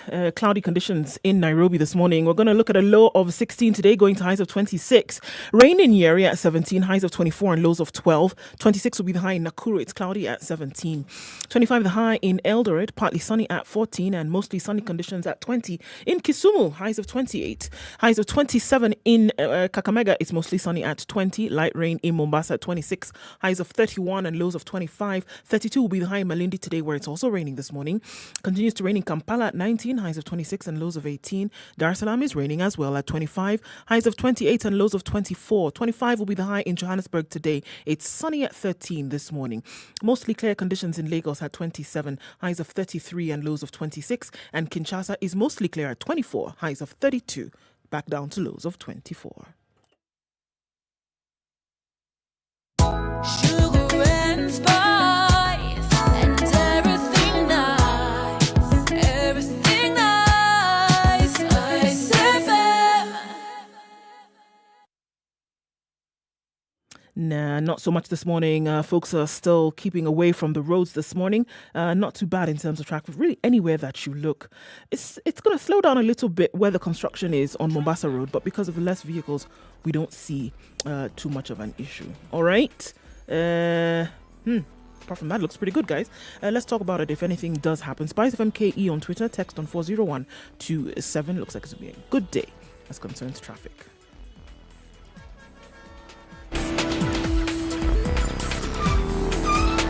Spice FM. Spice up your life.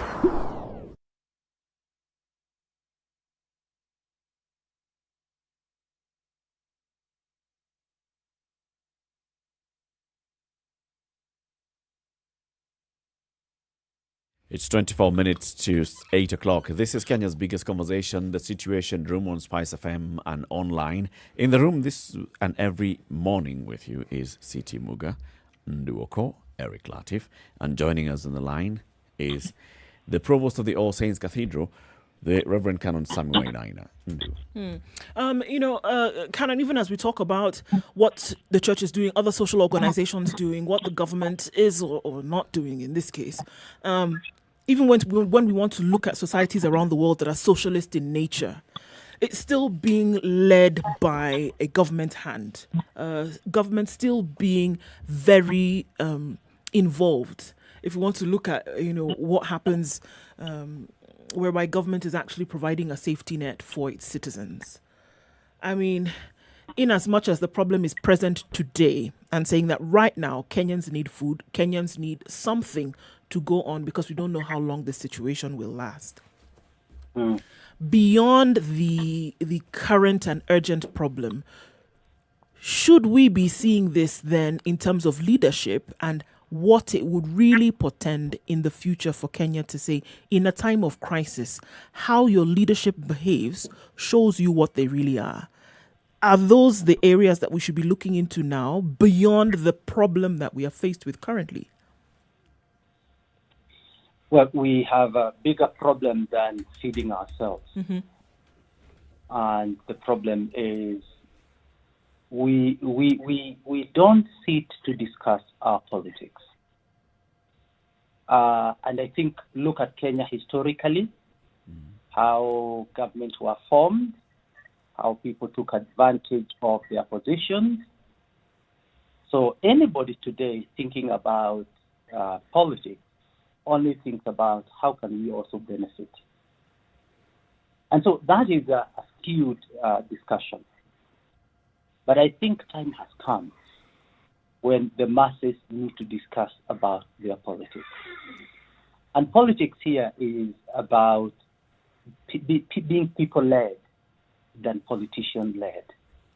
If you look at some of the movements that have come, even BBI, for example, it is a politically led process. And it doesn't emanate from the people. It emanates from the politicians themselves. Yes. And when politicians come, they bring their own interest. And so Kenyans will never, and I've said this before, let me be quoted, call me names. BBI will not solve your problems. It will only provide opportunities for politicians to entrench themselves for many, many years. There are people that are sure their children and children and children's children will have their bread buttered. For you and me, Kenya, you can be sure that will not happen. You will struggle, and maybe 10 generations from you today will continue to struggle because of the policies were done today, and you are just looking at handouts. This culture of handouts, please stop it. Ask what is there for us, and what are Kenyans asking for? Yeah. You know what the discussion we should be having is, are our children and generations to come assured of good quality education? Not just free education, quality. Number 2, quality health care. The other one are roads that we can be able to do our business. We should be thinking about a smaller government that serves the nation rather than a big, heavy burden at the top that only serves itself and only handouts for the people. I wish we would be discussing such things. But you know what? Kenyans don't want to discuss such things. Don't want to? That's what's right there front and center, Canon. They don't want to discuss looking at a better way in which the government can be led, or better way in which the country can be led. It seems that that's what's being fed on a regular basis, and so that's what Kenyans are consuming. Or do you say that Kenyans can actually make the choice and demand for something different from what is being offered? And that's where then the religious institutions come in. Because as they have been described before, we are the conscience of the society. And let me tell you, if religious institutions took their role seriously in Kenya and separated themselves from the politics of the time and said, we are leading this nation into a revolution, into change, where we will hold our leaders accountable, where our leaders will not be our bosses but our servants. And they use their network in this country, religious. And religious here means not just Christians. We need the Muslims. We need the religious body coming in. Let me tell you, politicians will come. And remember, politicians are part of this religious institution. But we will not allow them to lead it. We will say, no, this is what Kenya needs. And we want to give our people power. We want to implement policies because Kenya has many policies that have been created, but they are never implemented. They are good laws, but they have never been implemented. At what point do you suppose this apple cart was turned upside down? Because at some point, politicians actually assumed that position, and it's progressively. Do you think it's probably even at the point of the constitution review process where the citizens clearly express themselves on what they'd like in terms of their leadership, in terms of how they want to be governed? The politicians seemed to want to play and dance to that tune, but then religious leaders seemed to be speaking in a different conversation with regards to the constitution.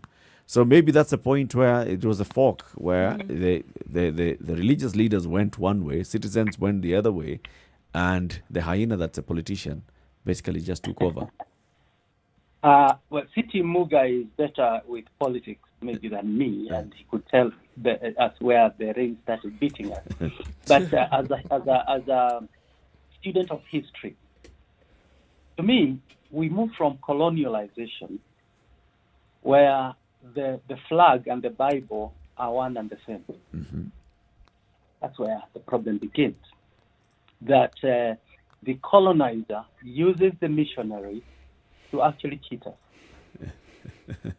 Although the Bible is such a powerful tool of liberation, and we can look at South Africa with apartheid, the Bible can also be a tool of subjugating people. Mm-hmm.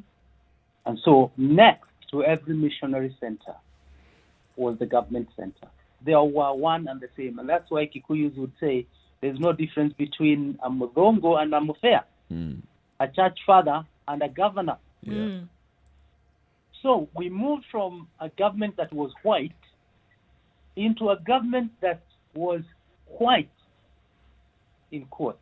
And the problem now is blacks who wants to behave like colonizers. And you see the formation of the first government was skewed, it favored certain areas. We start getting into a problem. During the promulgation of the Constitution in 2010, we had such an important opportunity for us to define the country we wanted. Yeah. It was the moment, what theologians would call the Kairos moment. But you see what, again, our politicians come and they will come divide the very, very church. And that's why I'm also critical of the church. And I'm saying we may have failed our people. We should have spoken louder. But I know we have also spoken and we have been neglected. Even these matters of BBI, the church spoke. We did the presentation of our papers. Yep. They were actually neglected. So we also know that there are people in this country who would not want to see change. But on a Good Friday, like today, there was hope against hope. We as Kenyans cannot afford to be hopeless. We can still change this nation, because when it sinks, we all sink. You know, this morning, Provost, I'm a dog with a bone. I like the framing of your discussion when you brought in the membership of the church. I refer to the church because we are celebrating Easter. It's a Christian festival. It's a Christian celebration. And as you were talking, my mind went back into history. And then my mind also went to the influence of the Christian religion, not just on people, but into constitutions around the world, the Judeo-Christian influence. Then my mind went to the individual, as you then presented it, who is a member of this organization we're referring to as the church. You see, the influence is not an institutional influence. It's the people within the institution and the influence that they have. If you look at this country and you look at the so-called, if I may use a loose term, the big churches that we have, the Roman Catholic Church, the Anglican Church, the PCEA, some of the evangelical churches, the people who actually run this country find their membership, many of them, either in these churches or in the Islamic faith or in some other religious organization. Now, the question that I have to ask is, how much do these institutions influence their membership? And how much do they influence their thinking? Because it's this thinking and the mindset that we see displayed in our policies and the implementation of our policies. All these people we talk about, whether they're entrepreneurs or whether they are members of some religious organization. Kenyans are religious people. And they like their church, and they like their Sundays, and they like their services. Now, I'm framing it this way, Karen. I'm saying that whenever you've seen any fundamental change that comes about, it's individuals who make it. But if you look at the individuals, either it is a faith that they have or the lack of it that they have, but usually it's a conviction that has propelled them to bring about that change. And this is the bone that I'm stuck with. I'm stuck with the potential influence that we can bring about, which we are not. This is where I'm actually stuck. I know you want to say something. No. City, I'm in full agreement with you. And let's again go back to history. Look at the liberation in America, and the role of the church, the pulpit, how they were used, even by Martin Luther Jr. Yep. King Jr. Look at liberation in South Africa. Look at liberation in Latin America.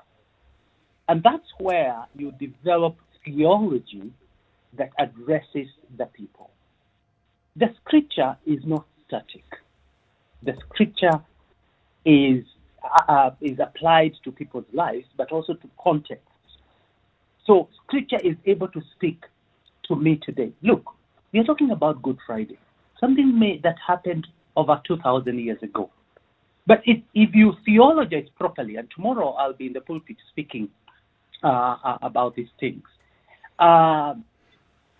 it must address our context. If the gospel leaves you thinking only about heaven, that gospel has a big problem. Because I don't think Jesus Christ gave the gospel to take people to heaven.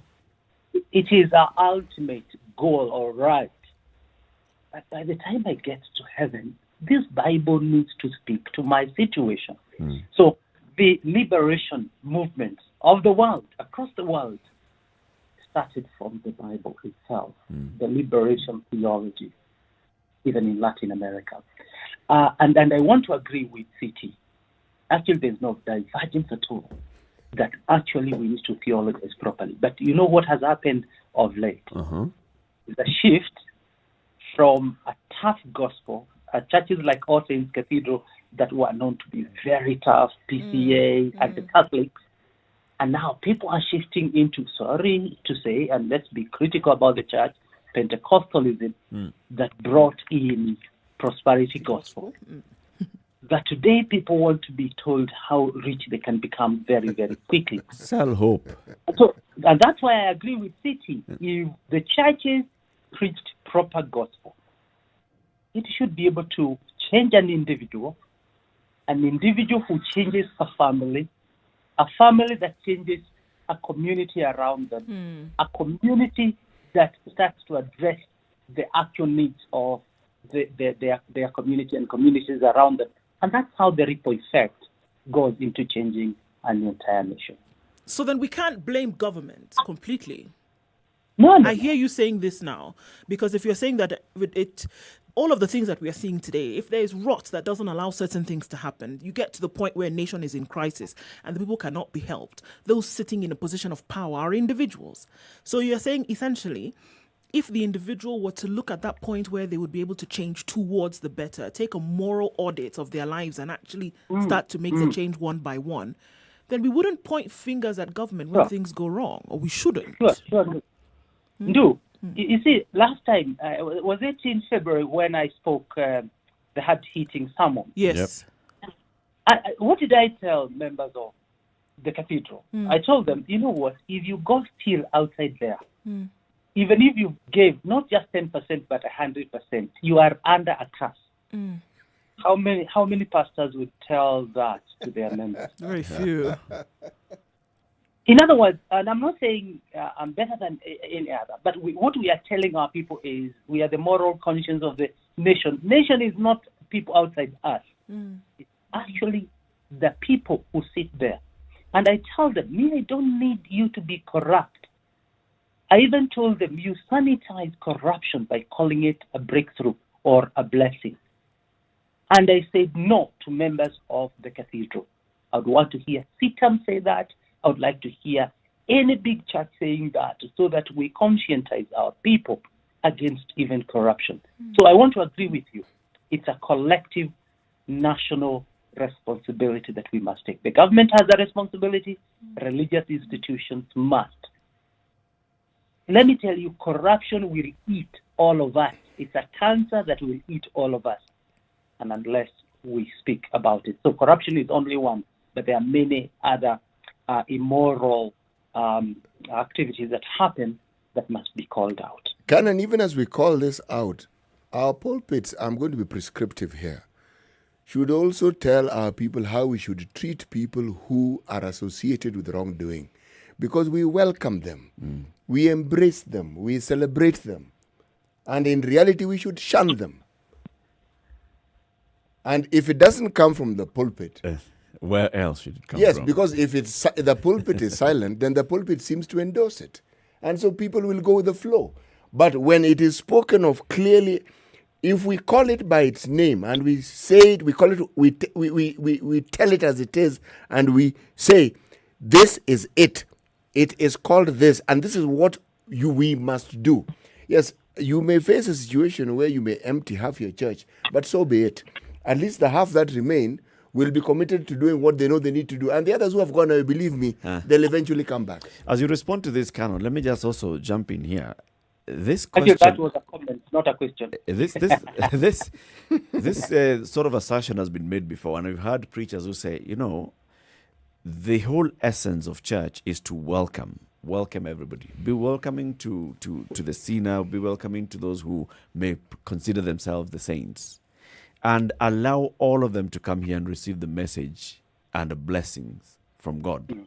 Now, where do you draw that line and say, all right, but you clearly are a KEMSA person? No, you simply quote scripture, really, because this is not what I think. I know in the Muslim faith, they are categorical. They will tell you with clarity, this will not you will be told, and they know. You'll be singled out. Oh, yes. They're not going to say you in particular, but they are clear. There's no ifs and buts about it. They're very, very categorical about it. You see, what Muga is saying is this. Okay, first of all, to answer your question, yes, the church is open for everyone.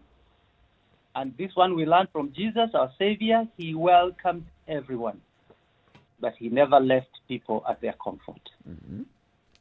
When a lady is caught in adultery and she's brought to Jesus, yes, Jesus, and we can only speculate, judged the other people, and that's why they left.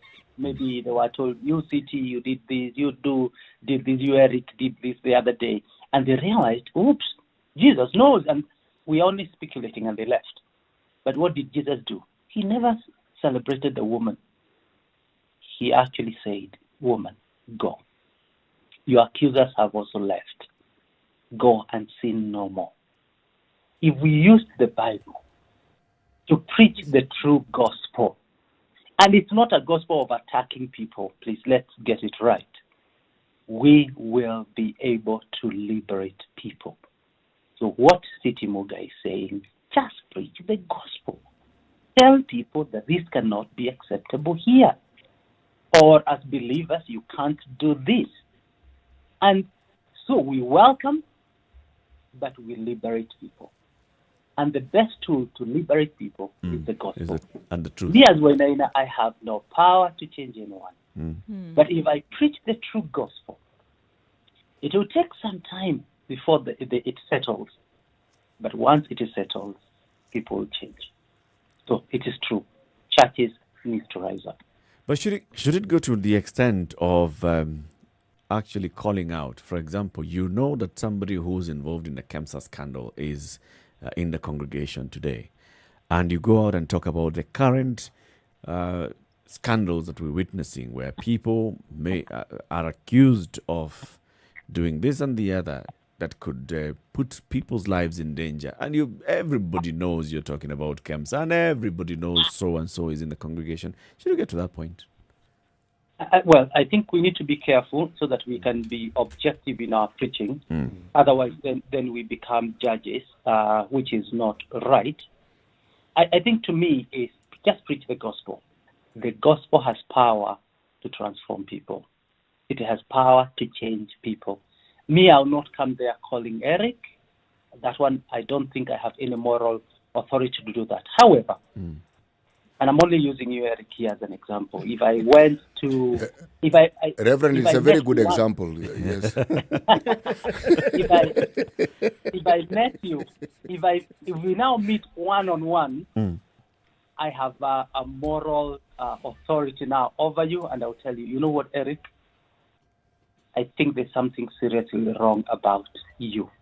Can I tell you, and I can't mention names, yes, there are people that I have called in my office, and I've told them, hey, you are a believer, but what you're doing is actually wrong. You are shaming faith. That one you do at a pastoral level.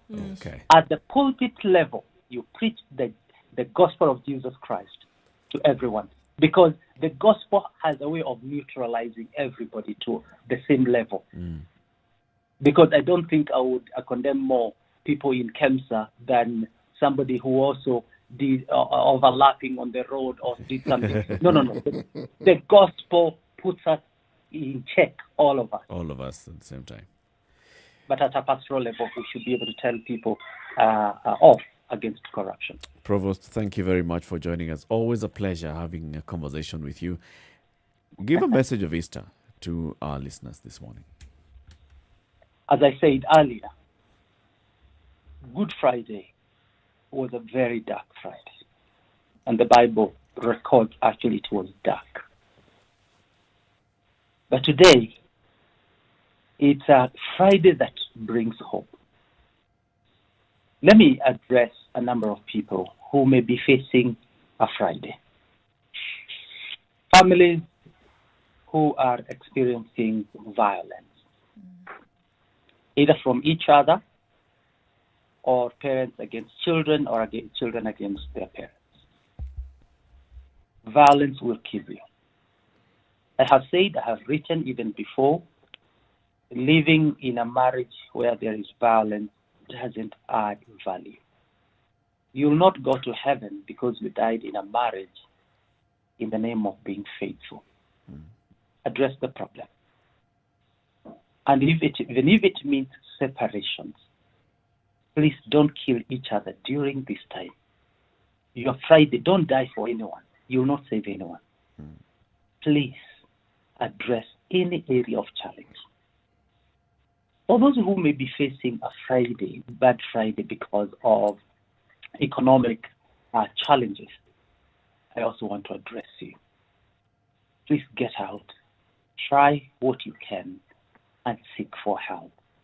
Do not be desperate. We can share the little. Let me also tell those whom the Lord may have blessed. Reach out to a family. Call someone. Provide a bag of food for them. It will not make you less a Kenyan. Actually, it will bless a family. Let us be Kenyans for each other at this time. The government will not do much for us. Look at the cost of fuel and its ripple effect on the economy. You realize we are in a problem where you can pull together, help each other. Please go for it. Now with COVID, I am telling you, it's another bad Friday. Take care of yourselves. If you can be able to work from home, the better. Let's avoid movements. We want to have less infections and less deaths. We want to see in the next 1 month or so, the curve has come down so that we go back to normal. If we try to get out of the zones, we are going to spread this. Don't go to your parents. You're going to kill them. If you care, please don't. Take care of your families. We wish you well. But remember, after a bad Friday, there was a Good Sunday, an Easter Sunday, where Jesus Christ rose again and resurrected. So whenever you experience the Bad Friday, think about 2 days after, there will be an Easter Sunday. There's hope. Thank you very much. Asante sana. The very Reverend Colonel Samuel Wainaina, Provost of the All Saints Cathedral. Asante. Speak to you again soon. God bless. Thank you very much. Thank you.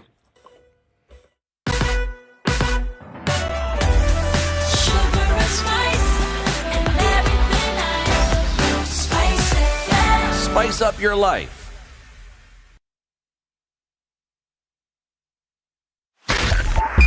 .5 Spice FM, Kisumu.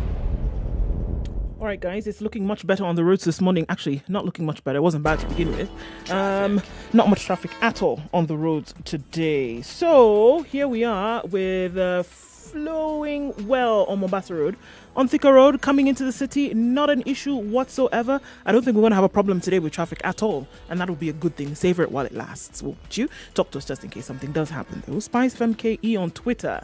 Text on 40127.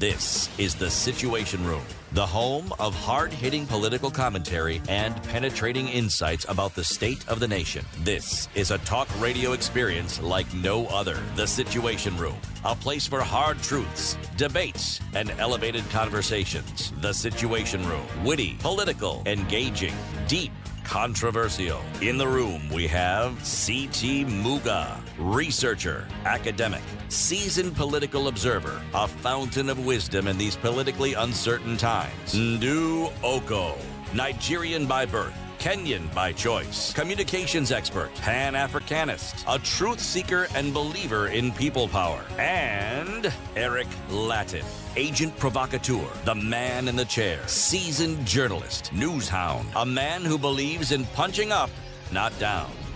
This is The Situation Room, the only way to start your Good morning day. to you. Happy Friday. Welcome to the third hour of The Situation Room. All right. So this morning you have CT, Ndu, and Eric, and we are celebrating Easter. A number of things have happened. A number of things have happened. Yes. Okay. There are a couple of comments on what we're talking about with the provost, right? Daniel is saying, as we call churches out, let me call out a church which has graded the flock according to their wealth. The poor are never assisted in times of calamity because of their situation. Does he mention the name of the church? Yes. But we will not mention the name of the church ourselves. No. We will just say a church has been mentioned and leave it at that. City, today's proverb. A good chief is like a forest. Everyone can go there and get something. A good chief is like a forest. Everybody can go in there and everybody gets something. Okay. That's how now, that's the African way of looking at it. That's why the chief has to make sure that he has things so people can come and get. Where do you think those things are coming from? It's the same people. It is true. It is true. It's the same people. Somebody brought a bunch of bananas. The chief has taken, and the chief is now distributing those bananas to other people. Very true. Chiefs, by their very nature, were given things. With the understanding that they, in turn, when people need things, they will also give things. Yes. All right, let's look at these chiefs of ours. So the chiefs who have been pushing the BBI have been pushing the BBI saying, come to the BBI and you shall get peace.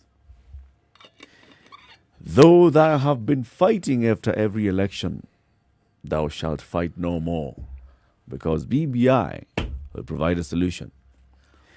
It'll look at what is the political situation in the country. What is it that brings this whole political shenanigans in the country? What causes our political arguments and the generation of those arguments every political cycle? And to address those, let's address them in a nice way by saying, winner take all, number one, it is a bad principle. This is a Muzungu colony principle, and we need to Kenyanize this thing and say, winner needs to accommodate. So that the loser also feels like they participated. Recognize that the biggest loser is also a winner. So the biggest loser now takes up a position in government, and the biggest loser becomes an official leader in government, leader of official opposition. And now the biggest winner, the bigger, can you imagine? The biggest winner. Carry on. The biggest winner. The biggest winner goes ahead to form government and also brings in other people, goes to parliament and sees the people's representatives and picks them and brings them into. And so that all of us can feel like we're winning, let's also subdivide some of the bigger constituencies and add more so that we all feel that we are represented. Our voice is heard in the hallowed chambers of parliament. So let's increase our constituencies by 70 so that we can have this working. Now, the Parliamentary Budget Office was requested by Senator Irongo Kangata of Murang'a to compute what that would mean in terms of how much would that cost. How much was it, Ndu? 20 billion, 19.45 billion to be specific. Okay. And this cost goes into what and what? Okay, so certain things. The first one that you were talking about, obviously, now, National Assembly, because we're going to essentially increase the number of constituencies by 70, okay? And that goes to 7.8 billion shillings, just a little bit of money. Actually, sorry, it's not 19.45. It's actually 26.3 billion if you're looking at it now in its entirety, okay? I told you this thing was going to mutate. It's starting, right? Are you seeing? Less than an hour later. No sooner. Told you. Okay, carry on. 1926. Okay, go on. God have mercy. Anyway, so National Assembly, 7.8 billion. I'll tell you where that extra 6 billion came from. Of course you will. In a minute, all right? So then the Senate, 1.83 billion. Extra. Extra. Over and above what is currently spent, okay? Of course, the leader of the official opposition is zero because that exists currently. Office of the Prime Minister, 1.5 billion. I think it's important to note that these monies that we're talking about, in the majority of them is operational costs, running costs, salaries, allowances, such, okay? This is where this money is going to go. 2 deputy prime ministers, 2.4 billion. That is 1.4 each. Yes. So Prime Minister is 1.5. Deputy Prime Minister is 1.4. 1.2. Yeah. Sheesh. Yeah, okay. Sheesh. Okay, go ahead. Okay.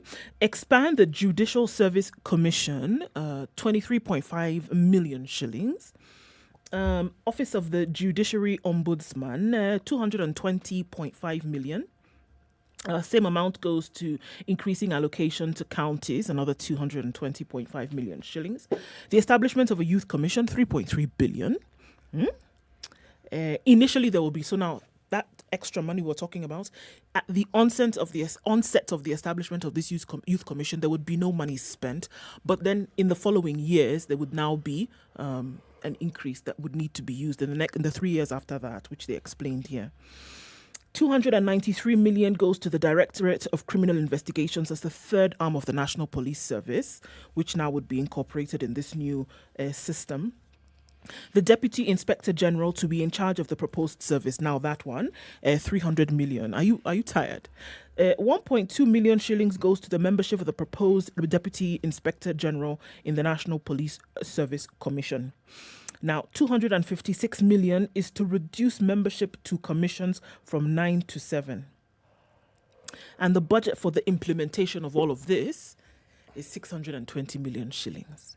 Wow. All of that comes to 19.45 billion shillings every year that you will spend with this new system. So what was that 26 billion that you talked about? So now, currently it's at 18.5 billion, right? With this... Wait. What is that 18.5? I thought 19 No, 19.5 is the money that's is the money on top of what is currently spent. It's the cost of BBI. Yes. All right, now 18 is what is currently spent without all these new to run the National Assembly. To run the National Assembly and all of these things without. So the 19 will be in addition to the existing 18. Exactly. Okay, so simple maths, we're at 37 billion. Okay. Yeah. Carry on. Is what you'll use now in the coming years. Okay. Now, just to run the National Assembly alone, these extra costs of 7.8 billion shillings in the National Assembly, blah, blah, blah, brings the cost of running the National Assembly now to 26 billion shillings. National Assembly alone. Remember, we are likely to have KEDO 600 MPs. Which is a good thing. That is now bringing representation to the people. Yes. It's increasing representation. It is making sure that everybody gets represented. Good. Carry on. The gender requirement is met. Yeah. Carry on. So now that increase that we're talking about comes, here and there. But so, National Assembly currently at 18 goes to 26 because of just because of the additional 70. Okay. Not for anything else. All right. Okay. Now, the amendments will become law through passing various legislations. The AG's office and the Kenya Law Reform Commission will require 561 million shillings in the first year, which will then rise to 620 million in the second year. Okay. The provision also tasks the Kenya... write a law. Yes, and pass it. Yes. All of this. Okay? Please. The provision also tasks the Kenya Law Reform Commission and the Attorney General to prepare so now you can understand, to prepare the relevant bills as soon as practically reasonable to allow Parliament to process and enact the said legislation. Kenya will subsequently spend 3.3 billion on the Youth Commission after it has been extended to all the 47 counties. The commission is aimed at helping youth secure jobs. Okay? Creating the Directorate of Criminal Investigations as an arm of the National Police will see the country incur an additional 293 million shillings, while the Office of the DCI, to be headed by the Deputy Director of Police, will take another 300 million bob. There will also be a new Office of the Judiciary Ombudsman, which will add 220 million shillings to the country's budget. All right? And with all of this, Murang'a Senator Irungu Kangata says that the 20 billion shillings is enough money to provide free lunch for every child in the country who needs it. Every child in the country who needs free lunch. This money can actually suffice for that. Okay. And they're saying, according to them, what would this do? It was that would encourage more children to go to school. Every child or every school-going child? Every child who is going to school. Okay, from which level? Nursery, primary, secondary? Okay, he didn't go into those details, but he said that what this would do but let's just look at it positively. Children can now get fed. In school. And then it would encourage those who are not in school to come to school. So that they can eat. So that they can eat, and then at the same time they get an education. N'est-ce pas? All right, okay. Carry on. So whereas there were some BBI suggestions that are worth considering, it's not everything in the BBI that is bad. The budget alone is enough to dissuade you from wanting to go this way because it's too huge for a poor country such as Kenya. Too huge compared to what? Anything else? 20 billion shillings on top of what you're already spending. I mean, 20 billion shillings. 20 billion. Okay, let's count million. I don't have. The thing is, I've actually been insensitivized by these figures. Doesn't mean anything anymore. Billion. Million was a lot of money. 1 million. Billion came, and I was still figuring out how many zeros there were until I was told. We talk trillions now. So when you talk billion, I'm saying, and only 20. Only 20. Not even 200 billion. And then I can relate billions to projects.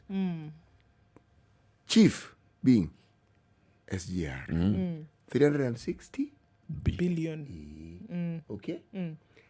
And it isn't as though there are two trains that can run concurrently on the new three. One at a... Come back. Go. So, I understand billion. I even understand what the good senator is saying. I understand it very well. All I can say is this. It is good to run these figures by us lowly citizens so that we can actually understand what is actually happening. But, we really don't make these decisions. We elect people like you so that you can actually ensure that when these discussions are being had, you can also tell us what it is beyond creating and telling us about the report you have done to ensure that we get our money's worth. Okay? So, this BBI thing, Everyone who's talking about it, if they're in that committee, yes, it's a job they must do, but they've been part and parcel of this whole process. So what exactly are we supposed to understand from this beyond the figures? We've got the figures. Just understand that it's expensive. So is everything else. Living in Kenya is expensive. Breathing in Forget Kenya that. Just is living more in Kenya is expensive. It is. No, it's true. It's true. Being a Kenyan is even more expensive. I told you guys that Kenyans can't afford this country. I'm sure you people thought I was joking. Yes. Kenyans cannot afford Kenya anymore. Yes. Right? Now, over and above what it is that you're going to that you spend on a normal on a normal basis, paying your taxes for this, that, and the other thing. There's so many things now that are being added to this, and this new thing that for a lot of people seems to be stuffed down their throats in the name of the BBI. Imagine you're being asked to make a decision about something. Which you really had no burden you with a cost. Exactly. Then you make the decision about this thing that's going to be good for you, and then now come and pay for it. Okay, let's do the cost benefit analysis. Oh, Lord. Okay. So it's going to cost us 20 billion shillings to bring in those changes. What is the benefit of this BBI? Yes.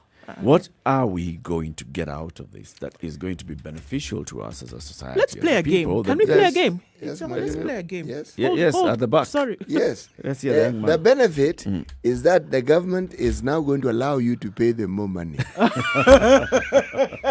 Allow you. Okay. How about we go through this list and the details that have been attached to it in terms of money? See? Let's play a game. Number 1, National Assembly, 70 new constituencies, 7.8 billion shillings. How is that going to benefit you as Kenyans? 1?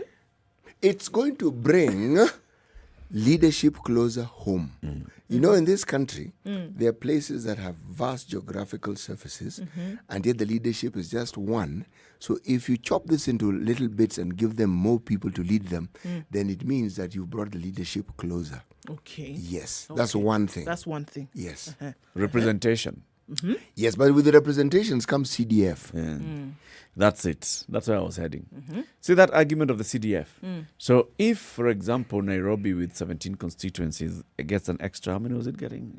Eight or nine or something, right? Yeah. So an extra 8 constituencies. We now have 25 constituencies. It means that child in Mathare, remember, is the primary example. The child in Mathare who's only been getting 1,000 shillings for bursary is going to get 10,000 shillings for bursary. Okay. So it's money directly in the hands of Kenyans. True. Actually, that can be Whose seen. money? Your own. It's Right. like taking the money from your pocket, in this pocket, and putting it in this one. Right. Yes? Well, at least you see, you can see how it's coming to you. Previously, it came to you in word. Okay, you were told about these wonderful things that your tax money does for you, etc. But now, you will actually visibly see this representative because you will vote for them. But you know, they're even telling you, look, folks, just in case there's an issue somewhere and logistically some things don't happen, there's this guy who's closer to you called an MCA. An MCA. Yes. This person also He's getting money now. So can bring it to you. Closer to you. See, it's a good thing, Nespa. It is a very good thing. Not just a good thing. How? It's a very good thing. Okay, and for real. The question For is real, how it is a good thing. How? Explain. It is a good thing because part of the ways in which our esteemed leaders steal is they create projects and they steal through these projects. Pipes and conduits. Yes, exactly. So what it means is, one, there'll be an appearance of projects and something will be done. It may not necessarily be completed, But they'll start it. but something will be done. Okay. People will be engaged. There'll be at least an injection of funds into that particular geographical area that previously wasn't there. That's what I'm saying. Okay. You will see some semblance of some kind of development. And in some rare cases, something may actually happen. Okay. Eric, I hear you wanting to say, but I'm sorry, but all you said is basically that people can steal and maybe build half a road. But CT is saying you get half a road as opposed to no road. As opposed to zero road. And you see, then there are the underlings that attach themselves to this big body called the Mheshimiwa, okay? They will also benefit. They'll benefit from handouts. They'll benefit from employment when these projects are implemented, even if it's just 20 or 30%. May I remind you that Eric. we've had more than 10 years of the Constituency Development Fund. Yes. All right? It has even gone to that point where it says 30% of CDF is ring-fenced for bursary. Yes. Now, there's still somebody this year who is applying for a bursary and they don't get. True. Okay? You could have increased the amount that goes to CDF. Instead of 100 million, take it to 120 million, take it to 130 million. So you increase the percentage, the actual figure that goes to these people. Or other things could be done so that this child gets this bursary. I don't see any guarantee that a child in Mathare who did not receive bursary this year will receive bursary next year because their constituency has been split into two. Well, What's the guarantee? What guarantee then? I mean, first of all, there are no guarantees in these things, but let's just discuss it since we're talking about it. What guarantee is there that if that money was increased, this child might get the money? Yeah. There is a better guarantee, if you ask me, if the representation is increased. There's a better guarantee. Because with that representation comes the more money you're talking about. The cost is too high. The cost is already high. For that guarantee. The cost is already the amount of money that you're paying just so that the likelihood of you receiving 3,000 shillings to take you to school is high. All that money, we should find better ways of ensuring that all that money actually goes to build the schools. Because the reason why this child in Mathare is seeking a bursary is not because they are going to the nearest public school. It's because they are going to the nearest private school. This 30% of CDF across the country, a majority of it goes to private schools. You know, instead of developing our education system, what we are doing is we are financing private business with taxpayers' I happen to be the chairman of the board of management of a school. Yes. In my rural backyard. And I even have a classroom that, two, that were bound that concession that I belong to. I know of many classrooms. I'm starting with classrooms that have been built by CDF. There's no big board saying these classrooms were built, but they've been built because I've seen them. Yeah. Okay? Yes.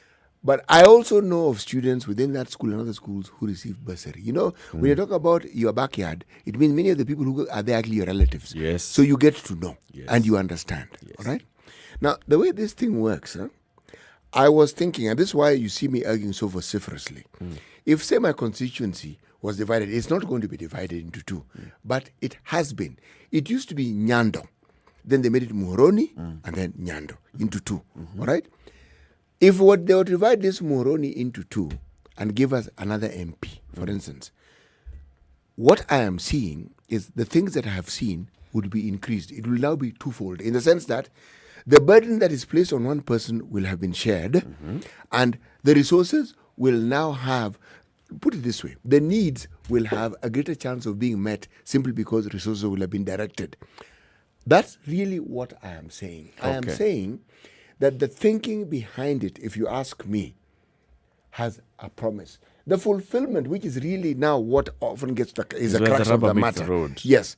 But the thinking, to me, is sound. So you get an extra 100 million shillings to come now to this Muhoroni A.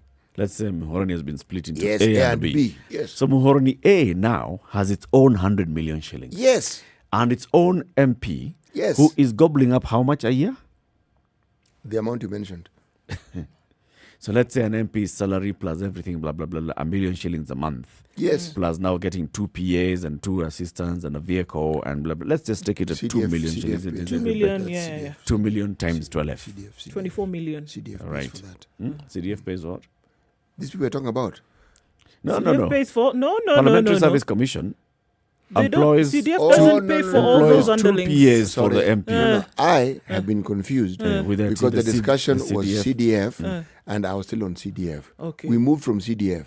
We're talking about the staff surrounding this individual now. The cost of having this please MP. carry on. Yes. Mistake so the Parliamentary Service Commission is paying for MP Muhoroni A, some PAs, some researcher, blah, blah, blah, is paying the MP. The Parliamentary Service Commission is also allowing this to get a car grant. The Parliamentary Service Commission is getting medical cover for this MP and the staff. The Parliamentary Service Commission is doing this, and the other, a number of things. You'll find that, yes, Muhoroni A has had its own 100 million shillings a year, but the cost of that 100 million shillings a year is 50 million shillings a year. Can we really say that it is, if we look at it, are we saying that Would it be more cost effective and would it make more development sense if what you did was take the lay of the land, as it were, and as opposed to giving these funds, which clearly are available, giving these funds to this one individual and the 12 people who follow him and her everywhere they go and have to be catered for, and strengthen the systems which exist or develop new in that area?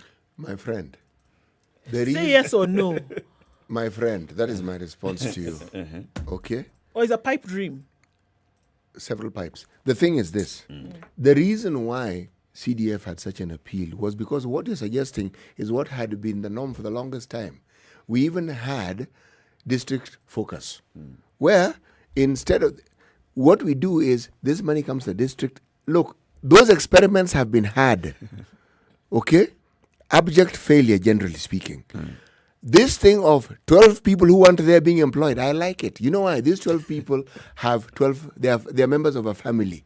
They have relatives. I like it. 50% of it goes. It's going to people in my constituency. What is the big fuss? People who are being paid are not going to be employed from outside my constituency. I know the individuals who gone and employed other relatives who are not in the constituency. But I am saying, by and large, the employment factor is upped.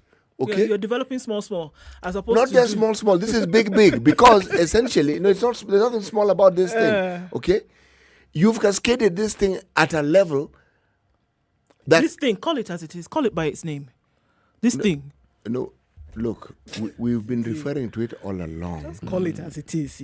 When you bring in CDF and you increase the number of people who can access it, what you've done is you have cascaded the money. My friend, that thing... Today... Yes, you have. Okay? Look, I'm going to give an example which in and of itself, may not necessarily be a good example to give, but it brings the point home. It is argued that in the days when corruption was rife... historic. Yes, I'm talking about the corruption at that time. No, I'm talking about this one here. Okay. This one is something else. Okay. This one is a hydra. I'm talking about then, when it was associated with the president. At that point in time, the president was President Moi. The praise for that level of corruption was, this corruption didn't fly away with the money and go abroad. It stayed locally. Money was coming. Yes, people did what they did, but that money stayed here and was used locally. So that's why I said it's not a good example, but I'm giving it all the same because I want you to understand that what you're saying with more CDFs, okay? More money is available. This is what I'm saying. I can get that. You get that. I see that. See? The thing is the cost of that more money. It's expensive. I'm trying to tell you. So we are saying that Muhoroni A is now going to have 150 million shillings. Muhoroni B is going to have 150 million shillings being consumed. So this Muhoroni of today is going to have 300 million shillings going into Muhoroni. Yes. Now, are there roads being constructed, more roads being constructed, better hospitals being constructed, more schools being constructed? Can you see the development instead of just 2 classrooms? Two classrooms in Muhoroni A and B. CDF or a road graded. A road I didn't talk about all the schools in the constituency. I talked about the school. Or a toilet somewhere in a far-flung region. Whereas you can take all of this and apply it to grand-scale development. That grand-scale development is a hoax. Where have you seen it working? I hear you saying. You know what you've said by your example, essentially, is that... Tugawiwe kila mtu pesa yake. That is what you are saying. Everybody you have more people taking a little bit as opposed to a few. Of course, that is what I am saying. If it's going to be stolen, at least everybody will get something from this one that's being stolen. What do you think devolution is? When you have counted, what do you think it is? We've been given hours. I belong to Kisumu County. We have ours. Sia country have theirs. Nyeri have theirs. What do you mean? Everybody we all have a piece of this thieved pie. We are just now devolving it and saying, yes, we all have ours. Everybody gets theirs. So you like it like that? I actually love it. Not like it. I love it like that. And when at what point did we get here as a country? Because what you're saying, CT, is actually the normal conversation. Imagine. Tupewe kitu yetu. Yes. This country should be disbanded We all go home. No. We need with the their country peace. because without the country, we can't collect this money which we keep disbursing. We need the country. It's very important. But then we should be given our cake. Yes, and even this 15% mandatory minimum, 35% minimum, very good hours. Let the money Please come to understand. us. It's important because the process of getting to understand how we can utilize these sources, these funds, for the things we speak of and the things we want. Instead of pointing to Serikali Kuu now, it is you. You have the mandate and you have the resources. Do it. Do you know what But you're do you saying? know what we have Essentially, done? you're What we are saying that doing we with take BBI, half- we are we still take- pointing to Serikali Kuu. Yeah, and I then you am say, trying- okay, I am instead trying of to building a tell you- school, now you imagine what you do on the national level is that you come up with a new system of education, just as an example, and you say certain things need to happen. Bring the schools closer to the people so that you don't have children having to go to boarding school at an early age. Let them only go when they're about to finish school. You set up these systems that require certain things to be done.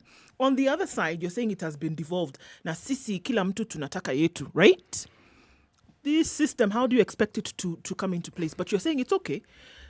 I didn't have a classroom A named after CDF fund. Now I have at least a classroom, and that's okay. These systems that you want to work, they'll never work.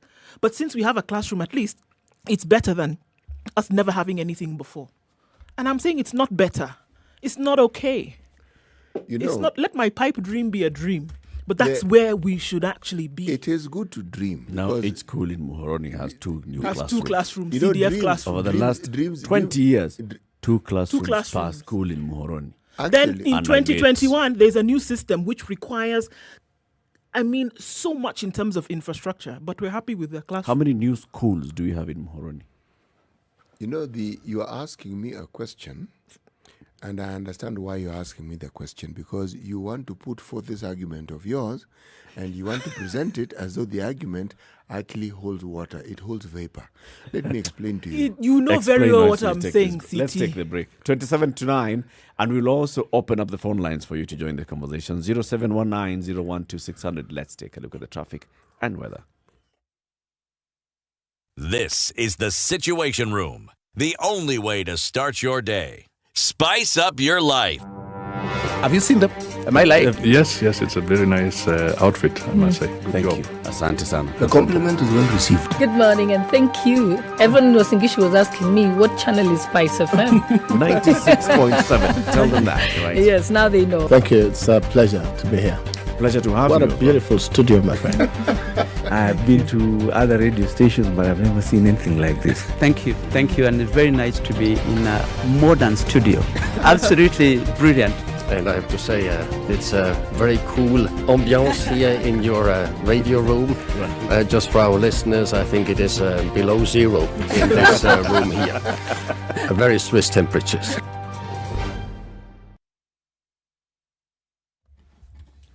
It's 19 degrees and raining in some parts of Nairobi. It's going to go to highs of 26 today and lows of 16. Rain in Nyeri at 18, highs of 24 and lows of 12. We're looking at lows of 15 in Nakuru, where it's cloudy at 19. It'll go to highs of 26. 25 will be the high recorded in Eldoret. It's sunny at 17. Mostly cloudy conditions in Kisumu at 22, highs of 28 and lows of 20. 27 the high in Kakamega. It's sunny at 21. Continues to rain in Mombasa at 27, highs of 32 and lows of 26. Rain showers continue in Malindi as well at 29. It'll go to highs of 32 today. It's lightly raining in Kampala at 20, highs of 26 and lows of 18. It's also raining in Dar es Salaam at 25, highs of 28 and lows of 24. 25 will be the high in Johannesburg, where it's sunny at 16. Mostly clear conditions in Lagos this morning at 27, highs of 33 and lows of 26. 32 will be the high recorded in Kinshasa, where it's mostly sunny at 24, and that'll be the low for the day.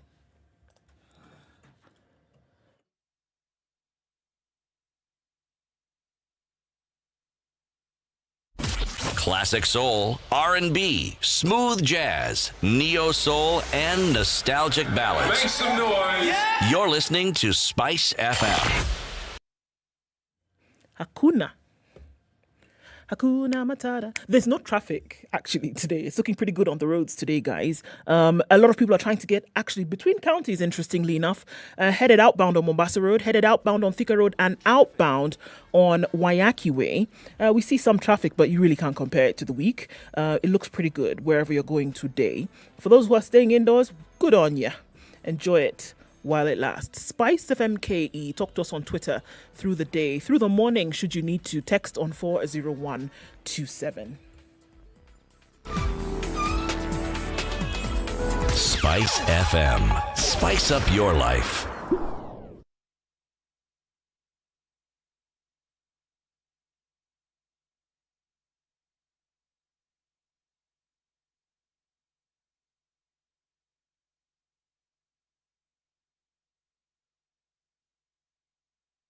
Twenty-three minutes to 9. So as we talk about this, and we're talking about schools and schools being developed. So kids have gone home, holiday, right?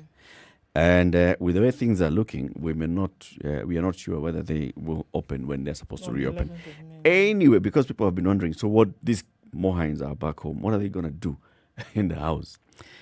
GenerationNextChallenge.com, that's GenerationNextChallenge.com, is a portal where students who have an opportunity to join the Kenya National Challenge, where you'll use the power of math to play fun activities and design your own creations, solving weekly challenges using math, computational skills, imagination and critical thinking, competing against and sharing with students all around the country on a virtual platform. You'll earn badges and certificates and have the potential to earn scholarships for global challenges and boot camps. So you're a parent and you're wondering, okay, so how do I keep these guys busy? GenerationNextChallenge.com. They can go there. It's math-based challenges, computational skills, imagination, critical thinking, and then they're, in this particular portal, they're engaging with other learners from across the country, and they can even win scholarships to go into boot camps and other challenges with others around the world. It's a place to go. Sounds fun. Yes. I'd do it if I was a child. Yes. So this point, you see, if CDF was developing such things, we can talk. We'd be able to have a worthwhile conversation about it. The other cost systems. Let's move from. Okay, so let's move beyond these 70 new constituencies, shall we? And then see, now you tell us pro, con, okay? So then we look at the Senate, an extra 1.83 billion shillings. Yes, all because right? the Senate now is going to have 94 senators. 2 per county. 2 per county. Right. All right. Man So and an woman. extra, male, female, an extra 47 senators. Justified, yes, no? You like it? What? The new 47 senators that we'll be getting that would justify this 1.83 billion shillings in cost. Every year. I don't think my liking it comes into it. All right, but do we see that it's justified? Because we're looking at this 20 billion shillings and what it's going to cost Kenya. Is there a benefit to this cost? Is there a benefit to this cost? It presents itself as something that is reasonable and something that could help. That's how, in my mind, and I'm using the word help here deliberately. But like with most things in this country, let's wait and see, shall we? Okay, so let's move on to the next one, which is going to cost some money. The Office of the Prime Minister, 1.5 billion shillings a year. And then his or her deputies, 1.2 billion shillings per year each. Huh? Yeah? This is a conservative figure. This is very conservative. You see why the money will be increasing as you go along. First thing that we are going to do, already, remember the last time we had a prime minister, we had to buy a building to house the prime minister. That building is now occupied by the deputy president. There is still going to be a deputy president. So that one, we need another building. So we need another building for now, the prime minister. There's a cost of maintaining all that. Staff and all these fun things. There's staffing, there's security, Eric? And then there's facilitation of the Prime Minister when they're going to inspect government projects tangaing all over the country. Because the Prime Minister is assumed here to be the Chief Minister. And they will not be sitting in Nairobi. Right. In this city, there are many buildings. We don't have their full. We can buy any. Many of which are even unoccupied. If it were not so, we would have told you. The point is this. In my father's house. Well done. These aren't problems. I don't think so. Even if you told me the amount was going to be 10 times what we are suggesting, I still wouldn't flinch. And the reason why I wouldn't flinch is this. We have a situation in this country that has born yet another situation. The situation we have is Kenya situation, politicians, situation within the situation, and now the situation within the situation have produced a third one. It's called the BBI. All right? Now, the BBI has been given many qualities. These qualities have been attached to it. It will prevent this, it will solve this, it will do this, it will do this, it will do the other. Now, the costs that we're discussing here are just contributing to that discussion, that all these things we're saying will cost you this. And I am saying, I will repeat it before this particular topic is over, that it always costs us. Okay? It always does. Do I think the BBI can provide a solution? Yes, not the. A solution? Yes. Can it bring about certain changes that may be useful? Yes, I do. Do I think these costs are justified? Justified as compared to what? As opposed to zero. Yes. So, even as we have this discussion... Compared to our meager resources. Compared to our meager resources, we don't have meager resources. If we compute with simple 1 + 1, the arithmetic of what is stolen, it isn't meager. For it to be stolen, it has to exist. So if what is stolen is not meager, then it means this situation that we're referring to as meager is not as meager as it is. But let me move away from that particular point because I've made it more than once. Eric, as far as I'm concerned, let this process continue, all right? And let us get to the point where we have a referendum, and then we have our say on the referendum, and then let's see where we progress from there. The details that have been brought to the fore, good. We have an idea. Many billions. Fine, we've understood it. In the same way, I understand, because in that same breath, the government wants to borrow, which means the 900 billion is going to be $1 trillion plus. Yes. Okay? So it's against this backdrop. So when you see me making my argument, it's from this background. I'm saying it is okay. Carry on. Let us get to the point where we'll get to, and then let us see what we'll do. Fanyeni vile mnataka. Let's just basically carry what on. you're saying. Let's just Fanyeni carry on. vile mnataka. Let's just carry basi. on, yes. All right? If you look at the whole idea behind the BBI, and for example, on this particular one, so let's increase representation, fine. Let's expand the Judicial Service Commission, okay. Let's expand the executive and bring in the executive that has this particular 3 extra seats, a prime minister and 2 deputies, to join the president and their deputy. So the reason for all this is so that we, calm tempers down. After an election, you go into an election knowing, I am here saying I want to be president, but I know I just want to be, talked to, and then I will be promised a position of a minister somewhere. And so I will not urge my people to fight. And so, so you're buying peace. Yes, no.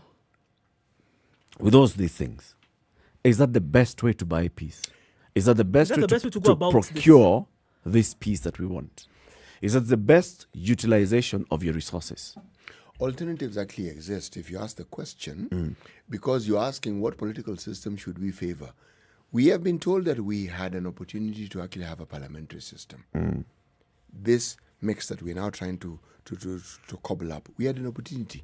The opportunity was missed, was it not? Yes. Yes. Because not everybody believed or agrees, even to date, on a parliamentary system being a solution. You see, the decision that I think sometimes, and let me rephrase it, the short-sighted decisions that politicians sometimes make is based on the position they currently have, or on the assumption that they will hold a different position. So they opt for something that they think will be favorable to them. What I think is not adequately considered is if that favorable position is actually held by somebody else who isn't you, how will it impact you? That, in my mind, isn't considered. And a parliamentary system, or an amalgam or a hybrid of it, presents that situation. But to answer your question, no, it isn't the only solution. We have countries, for instance, that are able, just because of the mix of the citizenry, to ensure that you always have a coalition. Case in point is Israel. There's this party, there's Likud, there's this, there's the other.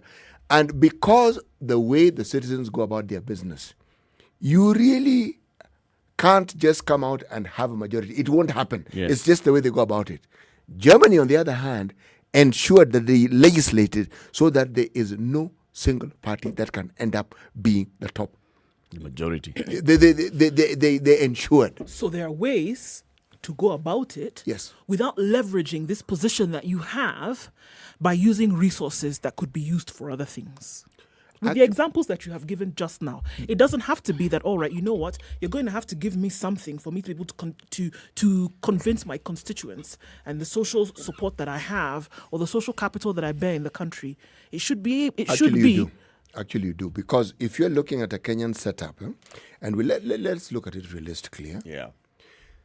The problem that often arises is that one of our own isn't there. It's a tribal matrix. You are never going to run away from this thing. Not at you might. Won't. And tribe here isn't what we call the 42 tribes where we are known by name. Sure. Even if that is toned down, we'll produce a different form of tribalism. Believe me, we will. In the West, they like telling us they don't have tribes. Of course they have tribes. Why do you think decisions are made to favor certain groups as opposed to others? Yeah. That grouping, call it what you want, but it's a tribe. Yeah. Even if you look at the political parties that you have, they are based on tribes. If you look at the origins of it, they are based on tribal factors. What am I saying? I am saying this, that the reality of our politics and the way we have evolved politically, and the position that our politics takes in the governance of our country, if you do not have a situation where people feel or think that they can aspire to a representation at the top seat, you have a problem. That's Kenyan. You think it is rare. Let us go just across the border to Uganda. I don't think there's a president that I know of on this planet that has as many advisors as President Museveni. He goes to parliament to ask them to appoint, but he's always appointing them. I don't know whether they're 140 now or more. But these are people of prominence who have been involved in the political processes of this country for the longest time. Why? So that they can feel they are involved in the process. There are those who argue, they just be given jobs and a car and paid a salary. Of course they are. That is how they've gone about it. All right? He's buying peace. That's how they've gone about it. Even when you think of the other governments that you can think of in the West, the way they go about it, that's what they're doing. That's how they do it. This is how Kenyans are doing it. Now, if I am to find fault with this, and I can, I'd be asking the question that you have asked, is this the best way of going about it? And I'm saying right now, I can't think of a better one. But if I do, I will mention it. So for now, because this is the option on the table, I cannot think of a let's better. finance it. Just finance this thing whereby people should not have to act in a way in which they should constitutionally, morally. If they shouldn't have to act in a proper way, however you want to put those that proper in in quotes, let's buy it. No, let's ask this Let's question. buy it and force them to behave that way. We are bending over backwards to entertain people's bad behavior. Yes. So then you say, okay, we don't want. We're not going to insist that you behave in a proper way. Can I ask you a question? But let's just beg you and how do we pamper your ego a little bit and then pay you for it. There will always be this kind of fighting. Somebody will come tomorrow and say, look at what you did to be able to get this person. I also demand the same. I will galvanize my people and say the people of the northeastern region also deserve a seat, one of the top and if you 5. don't give them, all right. Let me ask you a question. So you find ways of making sure that there is no peace, How do we ensure that the political processes and the politicians who are within these processes are not as influential as they are? How do we? Because if we can do that, then we will have found a solution to this particular problem. Because the influence that they bring to bear in the country is what brings about the situation. It's by using the law. That's why, and that is why the people are the ones who come up with a constitution on how they will be governed. All right? If we actually went through the constitution and implemented it, because it's where we say, we as the people, we declared our sovereignty. We declare that we are exercising our sovereignty directly or by just delegating it to these people that we've elected in our political leaders. Those political leaders have taken that delegated power and sovereignty and they're using it as theirs.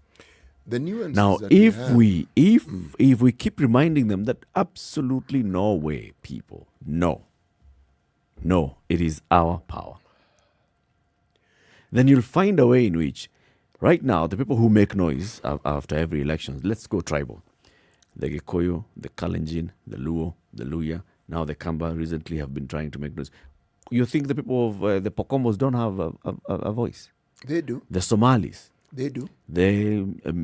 All the Kanda Mijis of the coast. They do. They all do, right? They do, and that is why. And they'll get to a point now, if you look at, if we are encouraging that and saying that, in order for us to feel included, then this is why we are creating the positions. We'll have those 5 that they'll come down. The others will now start emerging and saying, look, we are feeling left out. Yes. These big 5 are the winners and they're taking it all. So what happens to the rest of us who are smaller? You'll be told you have a county. And that is what the BBI has done. They've given you more money in your county. This cocoon where your travel mix is county. You see, before devolution, everything was at the national government. And this being left out was real to a degree that it was painful. Okay? With the devolution, the truth of the matter is that the resources that previously were at the control of the central government are no longer absolutely... Can you see me sort of like pussyfooting? Yes. Looking at the words here. But at least, meaning, devolution works. And it can work better. Yes. That same BBI is saying, we'll give you more money. So now, playing at the big table, my friend, that is the whole thing. That's the whole point of politics and what they do. Coalitions are formed on those very bases. Yes. Right, we've had it, and we want you to understand that we can actually now share it. Say, okay, if we're going to support you, you give us this. That barter trading is part and parcel of these processes. And remember what I've just said. Look, the other things that are at play here that we don't have time to talk about, but maybe at a different forum we'll talk about it. A country such as ours with our history, there are other issues that are talked about in low voices. There are other issues that are talked about loudly. But they're all issues. And what seems to be brought to the fore with the discussion of the BBI is, yes, we think we have found a way in which we can address some of these issues. But now what brings that dark cloud over is the granary issue, okay? So that even with the BBI, there'll be this dark cloud of the way we always do things, always hovering around us. So even if there was an apparent good thing embedded in this whole discussion and the process, unfortunately, it won't come out looking that way. So let me make the statement I made earlier. When I think of something that I think could be a better form, I will talk about it. For now, I don't see it. So this is the way to go. This is the way I would go. This is the way I would go. 20 billion shillings is a lot of money. 20 billion. What is the cost of peace, Eric? That's where I was heading. That's the question. Yes. What is the cost of peace? Is it that we are really buying peace, or is it that we are trying to pacify a spoiled brat? And I think it's the latter. This is not the cost of buying peace. This is the cost of pacifying a brat. The brat is making noise, rolling on the ground, crying, I want. You get out, you go and buy a very expensive toy to come and make this brat shut up. Quiet. They will keep quiet for 20 minutes, roll on the ground again, and they will demand something more. This is where I'm seeing us heading. We have a brat called a political class. They have looked and they've seen, they have identified this as their toy. And they have gone screaming, kicking, demanding for us to buy them this toy. And you know we will say we'll buy them this toy so that they keep quiet, so that we can concentrate on the Zoom meeting with our office because we're working from home.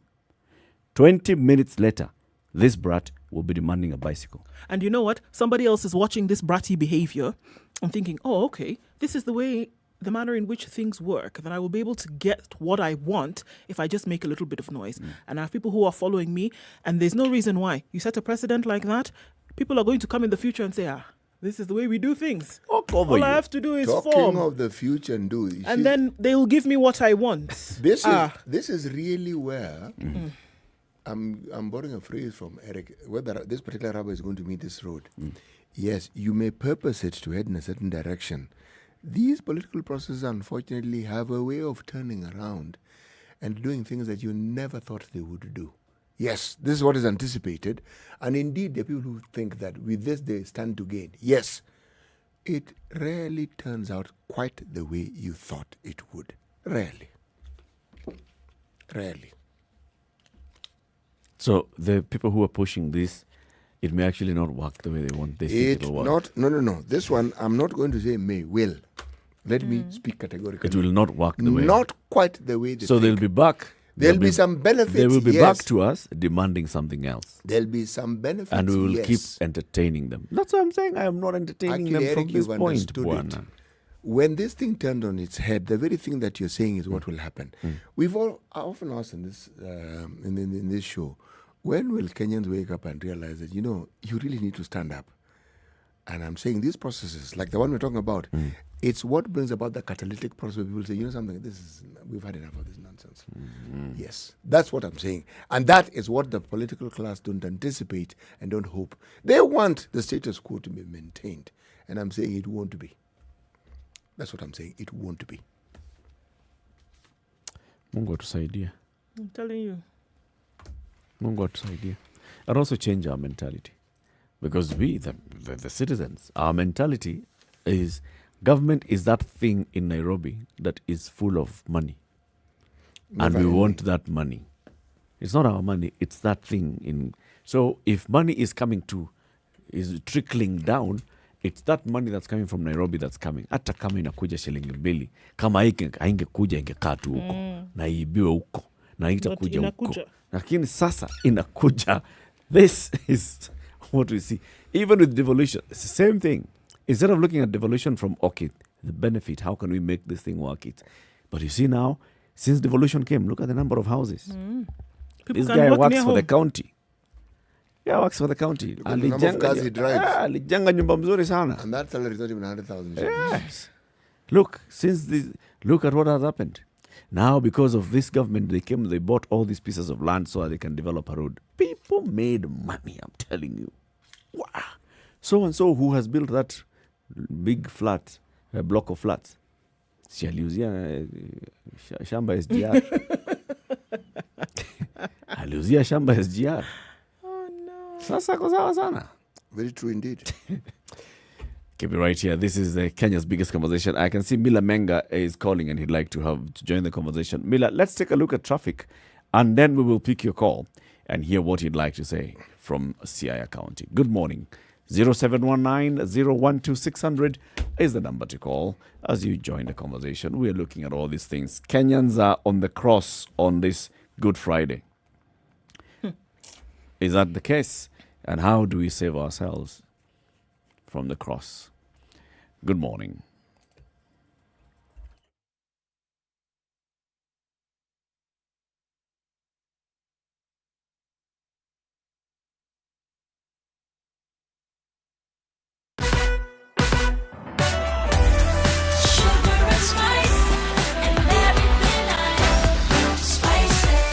Spice up your life. 94.4 Spice FM, Nairobi. Traffic. Is the traffic? No, not really. He's finding reasons to be at home today. I think that's a good thing. Small things happening here or there, but traffic generally today is looking pretty good. Mombasa Road, even when the construction still continues, it being holiday and such, we still don't have much traffic on that road. Okay, it's clear. Everywhere you look, no issues whatsoever. If there are issues, don't hesitate to let us know. SpiceFM KE on Twitter. Text us on 40127, but we're likely that we're going to have good vibes when it comes to traffic through today. Okay, talk to us should you need to. Okay, yes.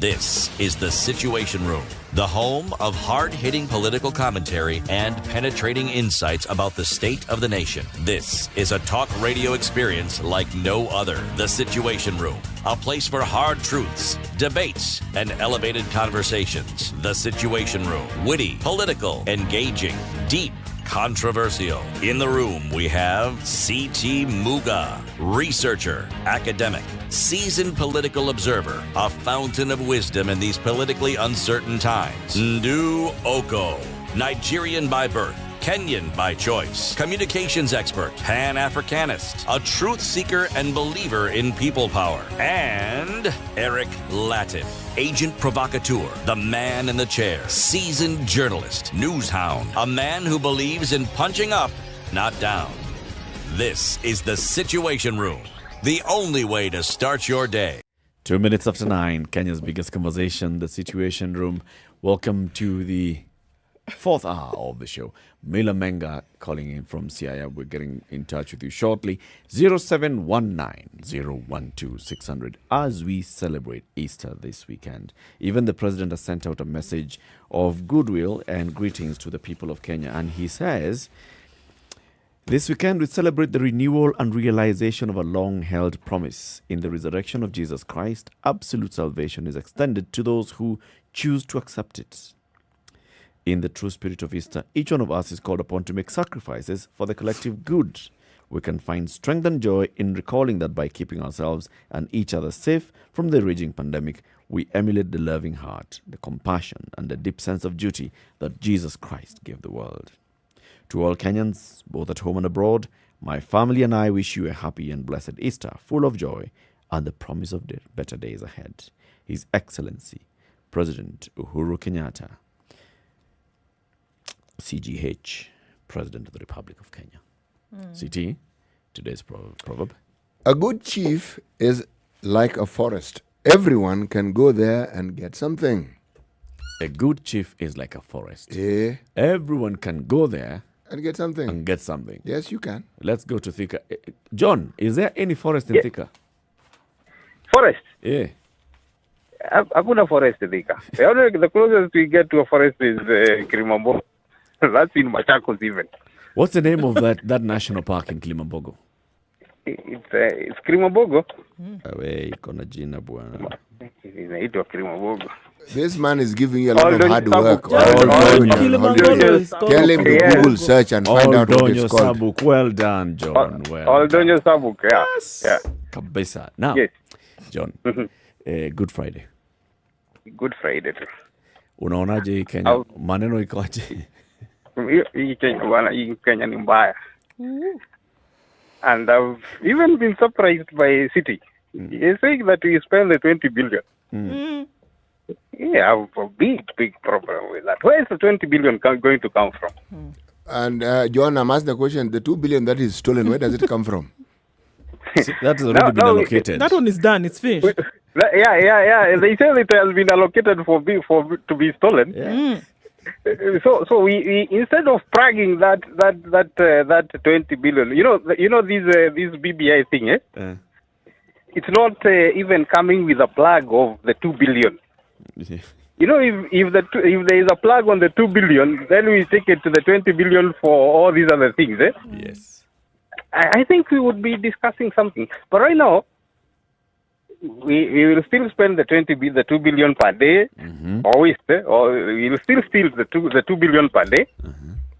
And then we also want to spend the other 20 billion on all these other offices that are being created. The reasoning here is that the 20 billion will come to our CDF, that somebody is going to get a bursary. So a boy in Mathare will get some bursary, Why don't we have our systems whereby the father, the parent, can pay school fees? You know, if you overtax me or the other guys out here, yes, we will more people will line up in those bursary offices, and instead of having 10 people applying for bursary, we'll have 100. So these 100 people now will share the little that is coming in. So it's the high time. It's the high time these people, these politicians, you call them, there is a political class, you call them brat, brat thing. Yeah. No, we should not be held responsible for preaching these guys. We should not. And this BBI thing, we need to, first of all, just as city is saying, we take it to the referendum and then we drop it. We make sure that it fails. Unfortunately, you people in the media are not. I don't know whether you will take up the campaign and sensitize people to vote no if there will be that chances. Unfortunately, there may be this talk. Initially there was this guy who said about the Nairobi. Remember the Nairobi gubernatorial by-election? There was something to be like that. Somebody said the government doesn't want to have this by-election. And they will do everything possible to make sure that the by-election does not happen. They start talk. John, let me ask you a question, if I may. Yes. Yes. Do you think that the political class in this country have usurped power from us, or have we given them power? Have we surrendered the powers that we have as citizens to them? Do we have the capacity to do it? To surrender? Let me ask my question again, because it's a very specific question. Do you think they have actually taken the power from us while we were asleep and taken it and held on to it, or have we surrendered, willingly given them that power over us? We didn't have it even in the first place. So there was nothing to surrender, there was nothing to take away. Actually, if you look at our history, we've had power. I think we had it. We've just been conned out of our power. We've had power, John. We've been conned out of it. Yes, we've had power. We've actually had power. Then it must have been very many years ago. Very many years ago. Yeah, very many years ago. We haven't even been independent for a century, John.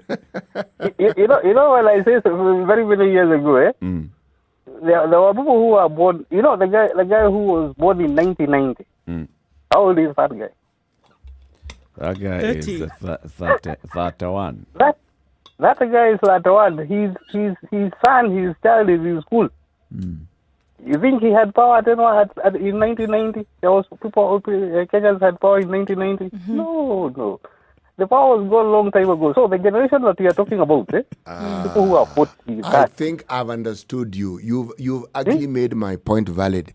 In your statement, what you're actually telling me is that you surrendered your power. Because if you feel you didn't have power, you're acknowledging you don't have it.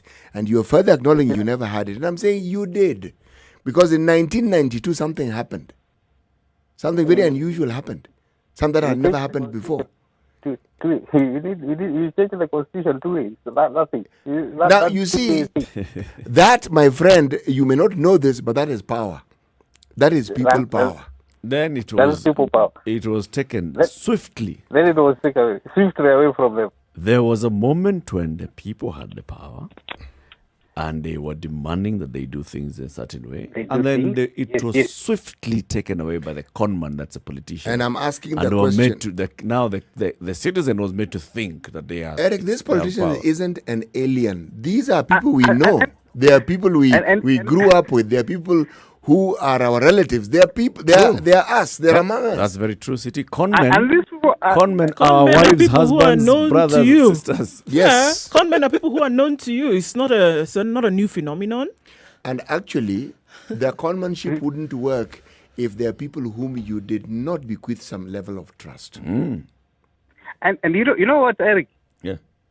The people at that point, that 92 thing, if you look at the people who are in power today, who we say took away power from us, they are the same people who we had entrusted with fighting for this power, so that we gain it.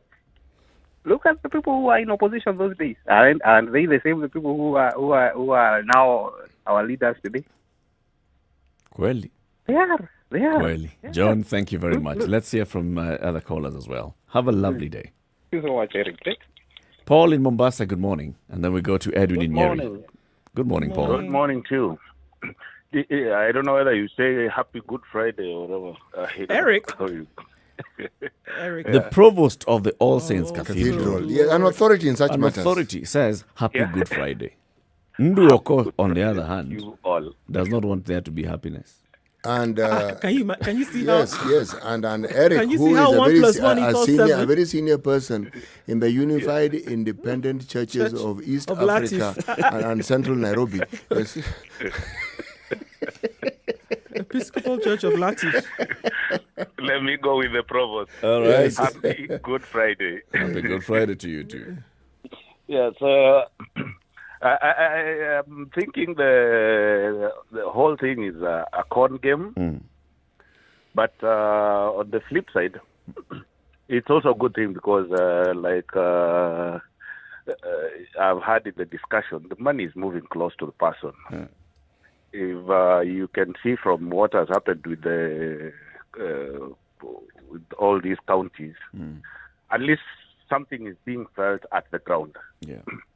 And what I'm thinking, it's also good because people are getting more enlightened. There is more civic, not directly, they are not doing it directly, but the civic education is really getting down to the local person.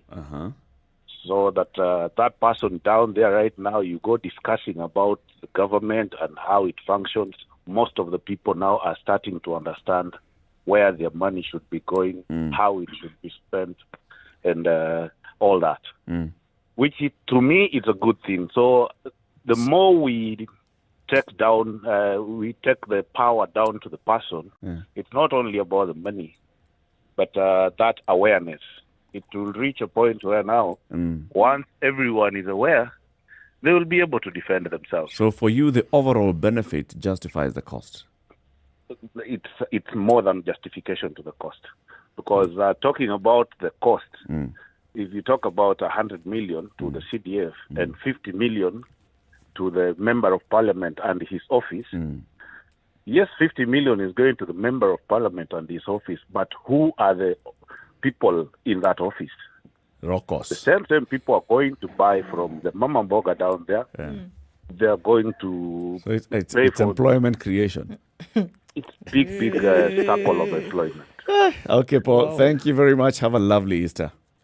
Lovely day to you. All right. Cheers. Let's hear from Edwin in Nyeri. I can see you, Johnson Odero in Nakuru West. You're on the line. Let's hear from Edwin first. Good morning. Good morning, sir. How are you? I'm very fine. 20 billion shillings. Justified. Okay, according to me and my opinion to the BBI, the BBI evicted these readers who are driving this narrative of BBI because all what I know, before 2022 reaches, we will start hearing that they want some individuals who will drive this BBI. According to the way they will be going to implement it, our people, you will be going to wonder because themselves, they are the ones who want to be left with this document, with this BBI. But to Kenyans, they will wonder. What I can say, maybe we do away with this thing and we concentrate with the 2010 document. Okay. Because I have seen President Uhuru together with Raila themselves, they want to be left with it. They want to, yani wanataka kufanya wao wenyewe ndio wanaelewa BBI. Wao ndio wajuaji. Lakini sasa wao ndio wanajua BBI, lakini hawataki kuweka watu wengine kama Ruto, other readers pia wao waweze kucontribute. Mimi nasema kwa BBI ni no. Hakuna kitu kama pesa. Yes. Asante. That is my contribution. We thank you very much for that contribution. Johnson Odero in Kawa West. Good morning, Eric. Mdu and City. Good morning. Good morning. How are you guys? We are Fine, well, thanks. thank you. It's been a while I've not called, but today I have called. Karibu tena. And now I'm in total agreement with CT. And maybe differ with you, Ndo, and Eric. Because this, what you're talking about is ideal. What should happen in the current state? That is, this money should be directed to maybe system or doing something better as opposed to going to that way. But Eric and Ndo, what guarantee is there that that can happen? There's no guarantee.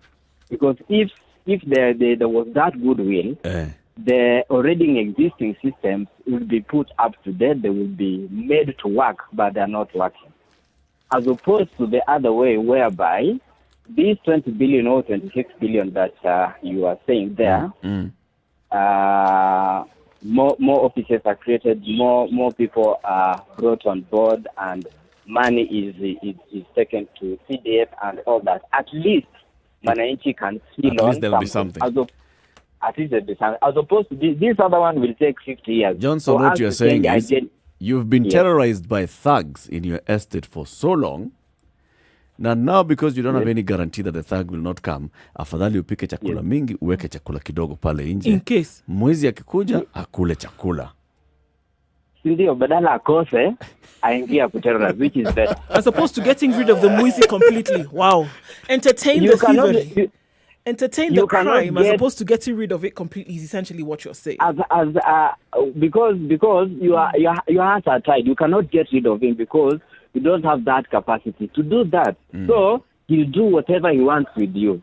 But if you have an alternative of keeping him at bay, then that's better. To me, I'd rather go for BBI and ensure maybe in 50 years' time I have 10 classrooms in my local primary school, as opposed to waiting for an ideal that will build 10 schools at one time and will take 100 years.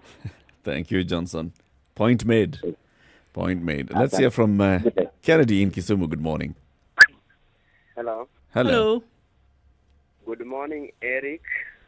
Good morning. City and Lyoko. Good morning, sir. Good morning. I want to say this, please. One, I would want to say that the BBI contains some goodies and baddies in equal measure. Like one, the one that City was talking about, over-representation. Okay, it will come to us.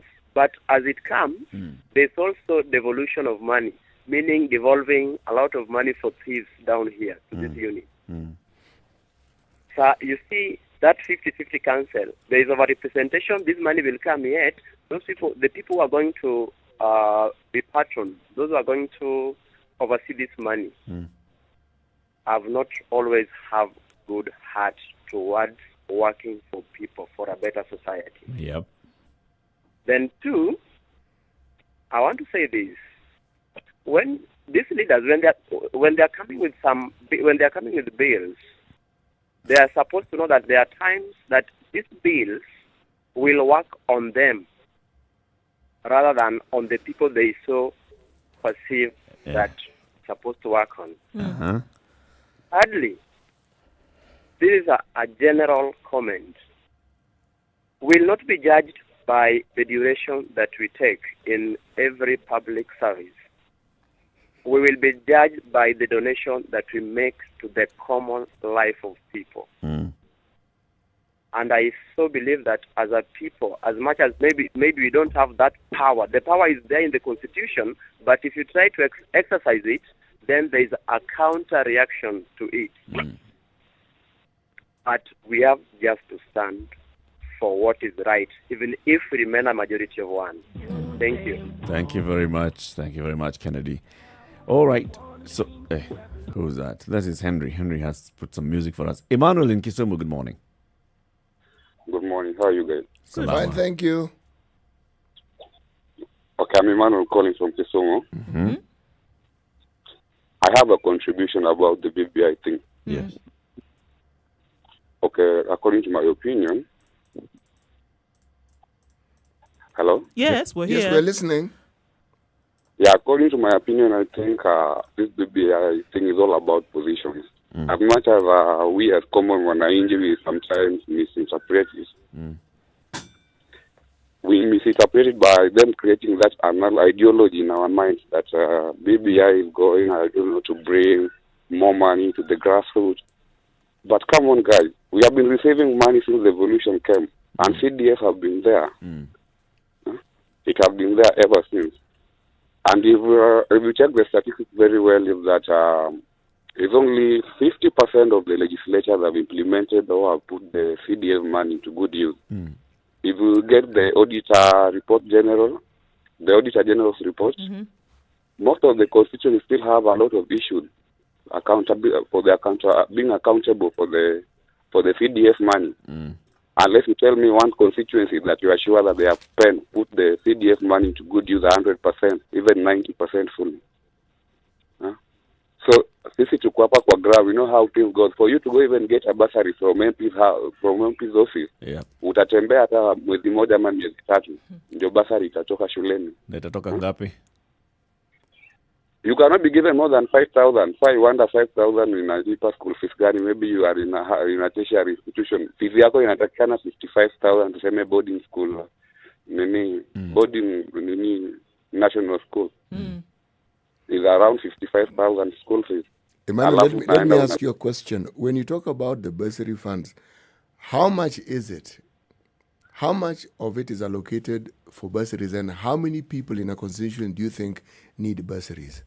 I'm saying this because I don't think it's meant to solve the problem of everybody who needs bursary. It's supposed to be a helping hand, something to sort of like cushion you and give you just a little staying power.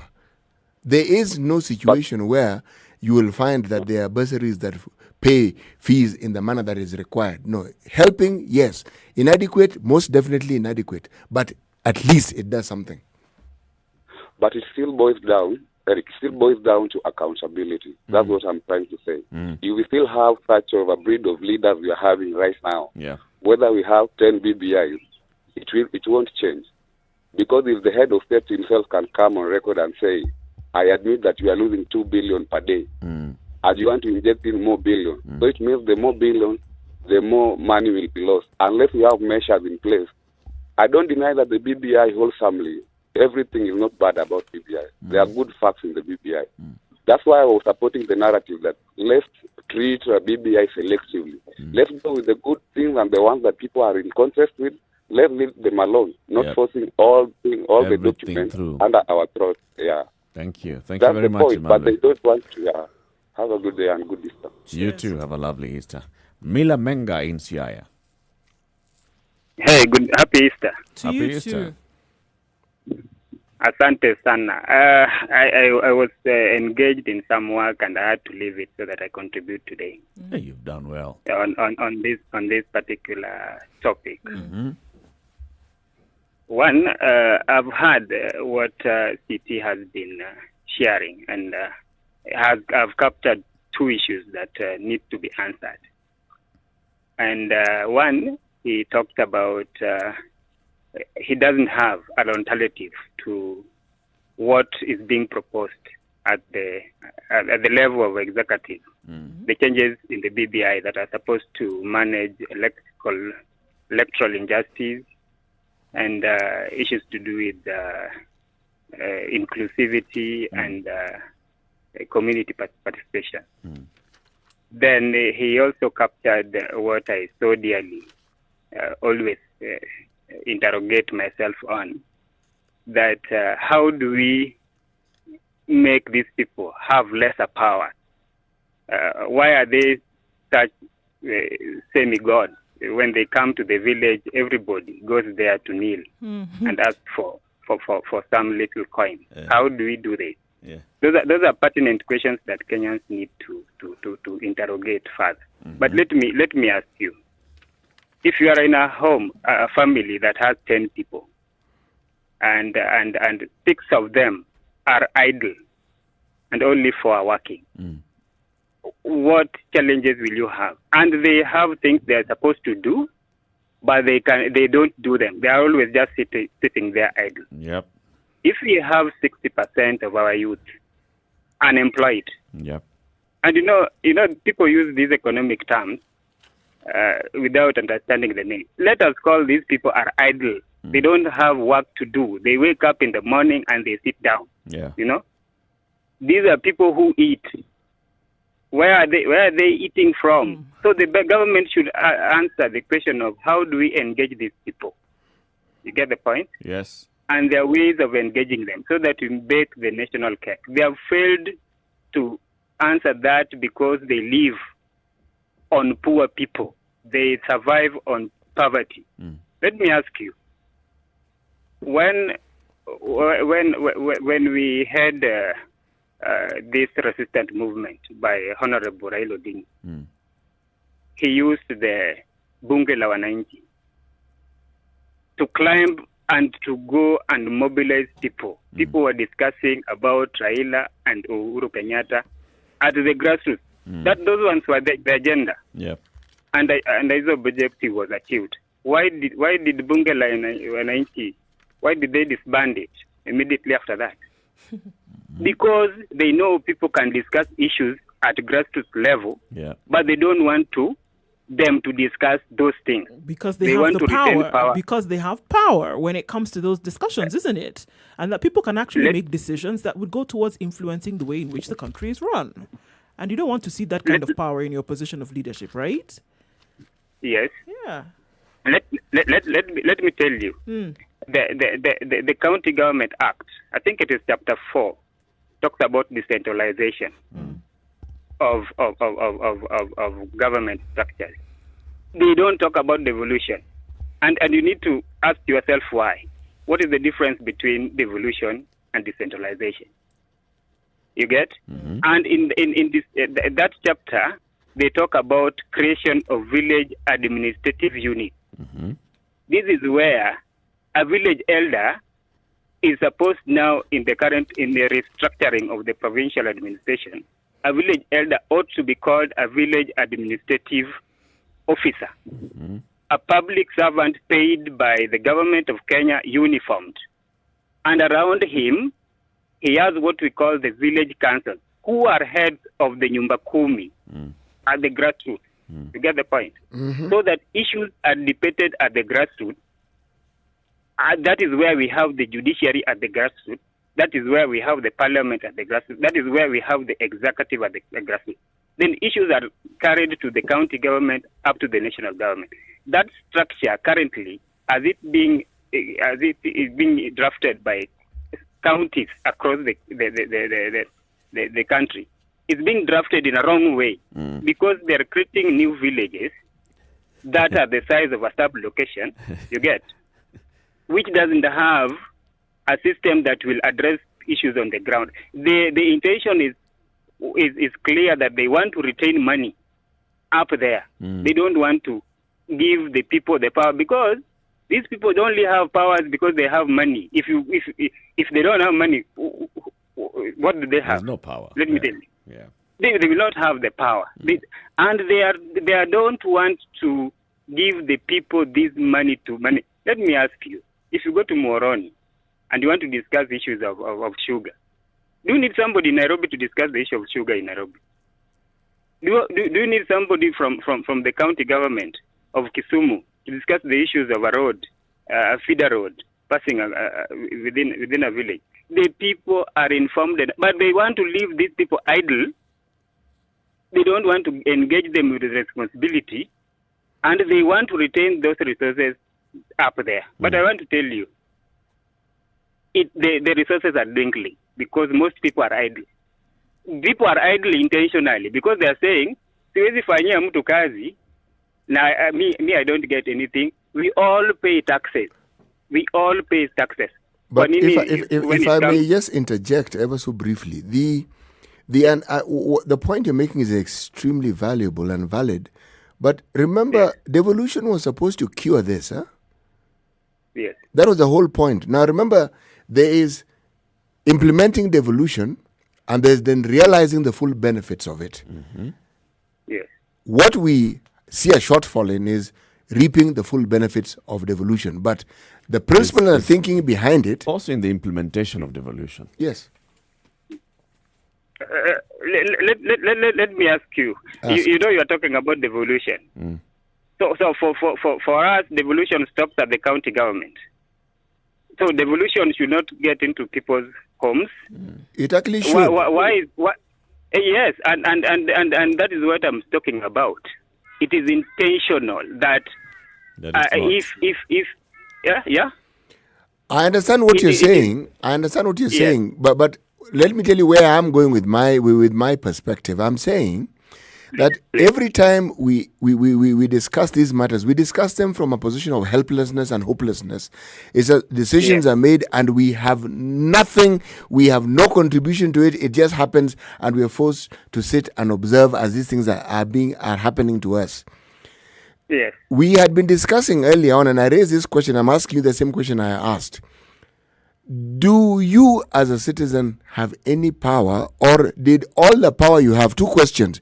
Was it taken away from you when you were asleep or when you were unaware, or did you willfully give it away? This is the question I'm asking.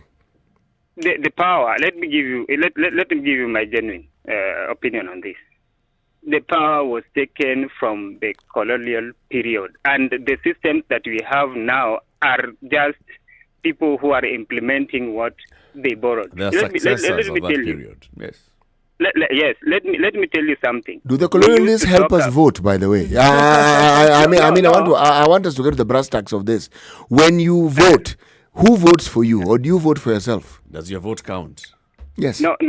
My point. You are not getting my point. My point is, when we want to implement national issues, we implement them through organs of government. Yeah. You don't implement government projects in the streets. Every other Kenyan needs to be in the system. But currently, majority of Kenyans are excluded because our capacity to influence government projects stops at the ballot. Are we excluded, or have we allowed ourselves to be excluded?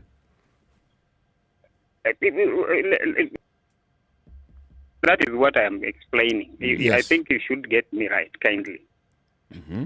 The only way we can be included is when we have our Nyumba Kumi at the grassroots. Mm-hmm. We discuss government projects at the grassroots, and we take them to the government on top there to do them. But currently, they have excluded us intentionally. It is not us. You cannot blame us on this. The system is playing us. The system is basically wired in such a way that it's those who are running the system, that are making those decisions and coming and imposing them on us, or in some way doing some tokenism where they make you feel like you've participated and yet you haven't. Well, you haven't really. And when you that your demand contribution that you will make a want to difference. participate in this, then you also are taking very long to do that. So Let me give you something. You remember when we were young, there was something called public barazas. Yes.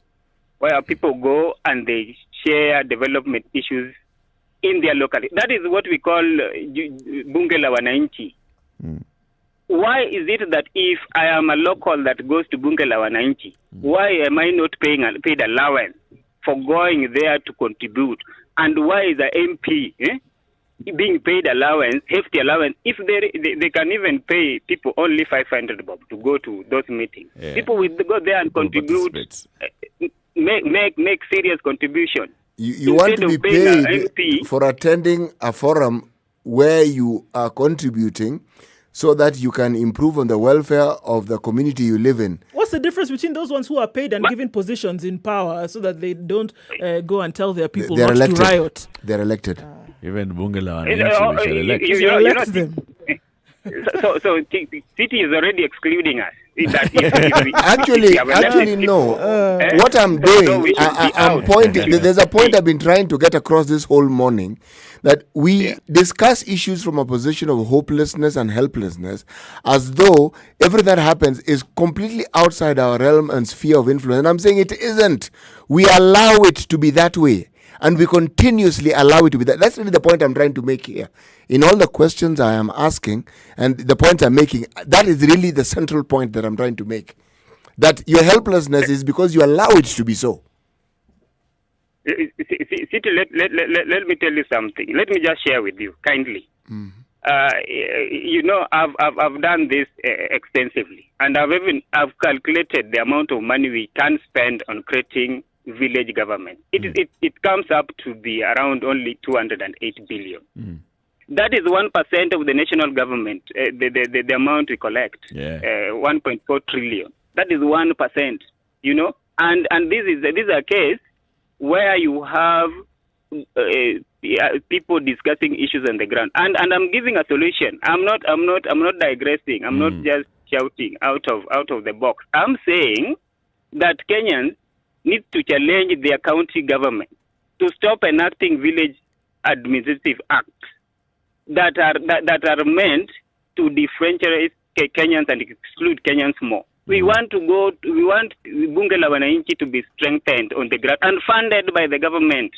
We are not going to pay an MP 10,000 for sitting. Yes, as if his contribution is so much important. He's just as any other person. And then we are all excluded. We are going to defend that. And by the way, after BBI, we want BBI to go on. And I want Linda Katiba to tell us why are they not challenging the system to give us 60% or 70% at the grassroots? Why are they arguing about the 35%? Have you documented these thoughts that I'm hearing you put across very effectively? I have, and I will be petitioning the Senate on this. Yes, that's a good and actually the county government, like for example, let me give you an example. They passed the Village Administrative Act in 2017 and gazetted it. Now they have not even employed one village administrator, even one, and it was passed in 2017. It is wrong. It is unlawful, and they are playing as they want to retain the money up there.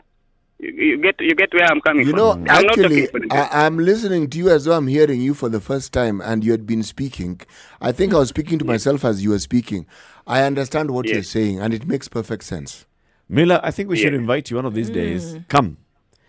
We have this conversation. Please do. This petition that you want to present to we would like you we'd like to give you an hour to actually discuss this so that we can actually go into the details of what you're saying, because what you're saying is extremely valid. John will get in touch with you shortly. John will get in touch with you shortly. We'll arrange a day in which we can have this conversation with you via Zoom, now that you are outside the zone. Asante sana. And then we'll have a conversation. Asante sana, Mila. Thanks, Mila. Karibu. 22 minutes to 10 o'clock. Let's take a break, see what's happening on the roads now that everybody's awake, hopefully.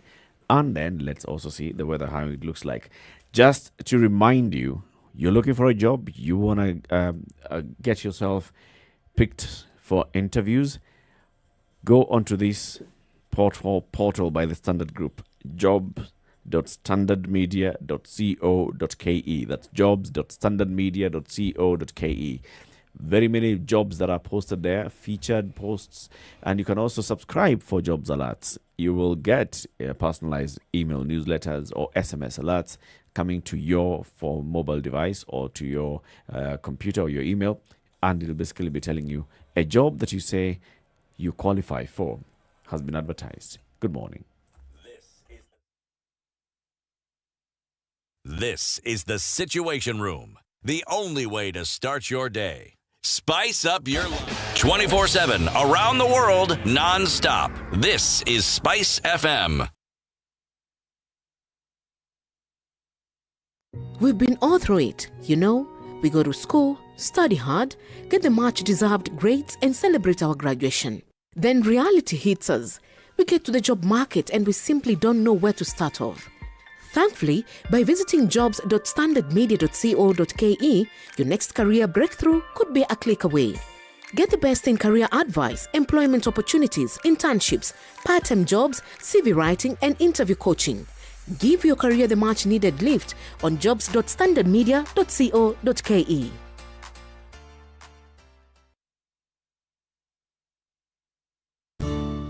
Are you looking for a plan this Easter holiday? Sarit Your City has got your back. Have a wonderful time with friends and family at Sarit Your City this Easter. Tune in to the Spice Drive with me, Monique, from 3 p.m. every weekday to learn more about what activities Sarit has in store for you. You also stand a chance to win shopping vouchers, and you get to join me on ground on the 2nd of April as I host the Spice Drive on location from Sarit, a city within a city.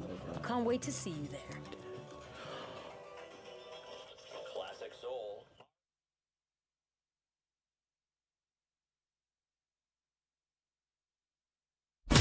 Classic soul, R&B, smooth jazz, neo soul, and All right, not nostalgic. much in terms of traffic on the roads today. It's not looking too bad, guys. Everybody's awake but still at home, so I think that's good. A few people on the roads are not facing anything in terms of traffic hold-up, so it's a good day, I think, in the traffic circles. All right, should anything happen, talk to us through the day if you need to. But traffic today, fantastic. It only took one Brian Obara 20 minutes from his cave to here. It's great. It's good. SpiceFM KE on Twitter. Text 40127.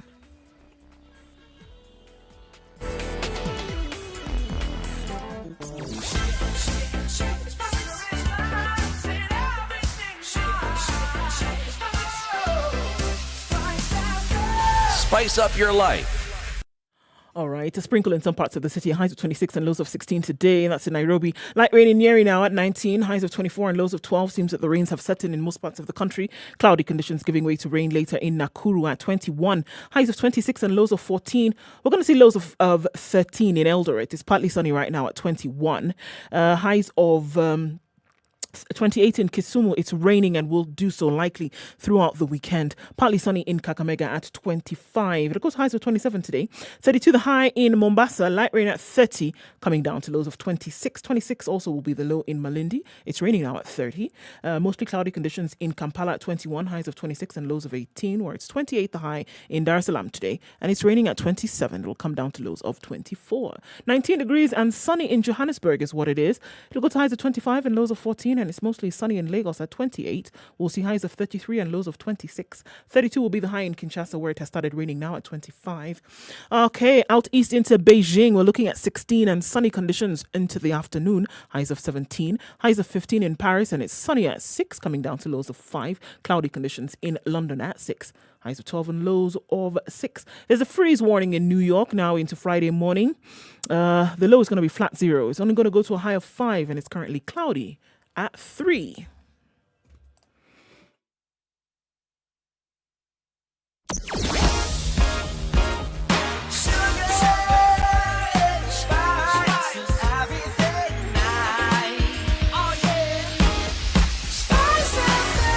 Spice up your life.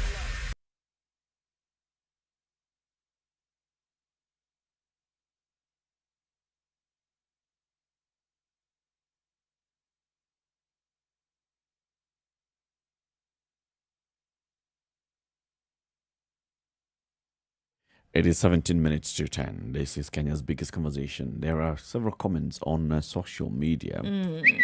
Quite some. All right. So, Wiseman says, people don't get what they want, even if we vote. And the power was not taken from the colonials. Specific people were given the power. Not all Kenyans. The system is against the people all the time.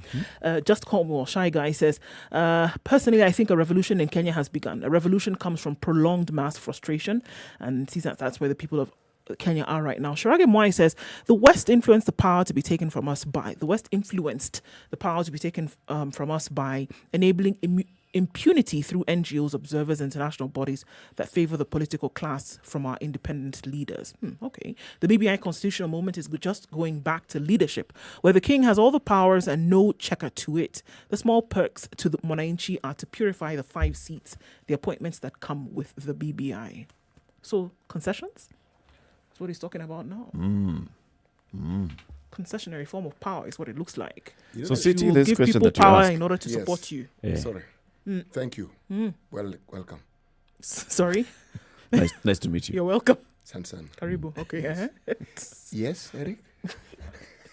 Wow. That question that you're asking, whether the people have had the power and then they willingly and willfully gave it away, whether it was taken away from them forcefully, where are you heading with that question? Where I'm heading with this, and why you hear me, I keep bringing the issue of elections, voting, and what have you, is this, cause, consequence. When you make a decision not to seek responses from a would-be leader about not just their track record for the short period when they have been vying for a certain position, but for as long as you've probably known them, something that you can say, we know this person to be this. And yet you expect them to be something that in your mind represents what leadership should entail. Okay? You begin the entire conversation with a disconnect. Okay? You have the ability, you can, but you don't. And then you'll give reasons why you don't. So how do you justify your position? You say, power, you then make it academic. Political power as it is, positions of authority, the ability of the citizenry, systemic. We have reasons to explain the situation. And yet, the thing that one ought to ask, or at least I would ask myself, is, what power do I really have? We talk about a constitutional moment when we change the constitution. What did it start off with? Not a constitutional amendment, no. Not the constitutional change. No, it started off with the repealing of a certain section. The section had existed. We then had leaders who decided, apana, let's just have a one-party state. It makes sense. We repeal it. No one could have foreseen what the repealing of that section would have brought about. It's what has brought us here. And the larger point I'm making, Eric, is this. You may make a decision and you think this is what you think will be the consequence, and it isn't. You know why it isn't? It's because the people who interact with those consequences at a later date were not there perhaps when that thing was repealed. And their response to it will be different. We're not talking about a BBI moment. But before the BBI, we had a devolution moment. Before a devolution moment, we had the repealing of Section 2. You see, all these things here, one leads to the other, to the other, to the other, to the other. We are now at a point where we are saying we would like a representation, and Miller has put it well, at the very basic, the village level. And this is how we'd like it structured. Now, it seems like an impossibility, and I'm saying it isn't. None of these things actually are. I think it's also very important to take into consideration that even when people are asking for representation at the very basic level, there is also the understanding that those who are in a position of power would not be the most comfortable if you did have that representation. These positions of power, change. People understanding the reasons as to why that representation is not really welcomed with open arms is also extremely important. Actually, for you to understand that you should be having these conversations at the very basic level, because then what happens is that it is not usurped at the national level and you don't even have a voice. Can I ask this question? That is why it is important to have these conversations. And I think one thing that Miller said very clearly was that it is clear that there is no encouragement for that conversation at that level. It's not that there's no encouragement, but there is never encouragement. But from whom? None. Because even the citizens, Miller is one person who has that idea. Miller is one person who is speaking it out. He's not the one person who has the idea. No, actually, I was continuing, but you said what I was going to say. He's the one person who has the idea and has spoken out about it. But even at the level of the village level, do you think that idea is supported as it should be? Because I can see the benefits directly. What am I saying? I am saying the situation we find ourselves in has support. There are people who are very willing to be told what to do. They are very willing to sit back and also then blame when things don't work the way they do. What am I saying? If you look at the way people go about their businesses, people will do what they want. People will make decisions in what they think favors them. And I'm saying the decisions that bring us to the point that we are at and the point that we're discussing, these are consequences of decisions that are made. Look, do we like the sort of leaders we have? Of course we do, because not only do we elect them, we encourage them to be the way they are. I think that the conversations that are being had is because people are not comfortable with the kind of leadership that they have. How uncomfortable are they? Well, what are we talking about? In some ways, guys, there's the whole issue of emasculation and emancipation. You are at a point where you have not realized, but the time you get to realize, you're actually at a point where you've been pushed to a corner, you're at a corner, and for a long time you had not realized that you're at a corner.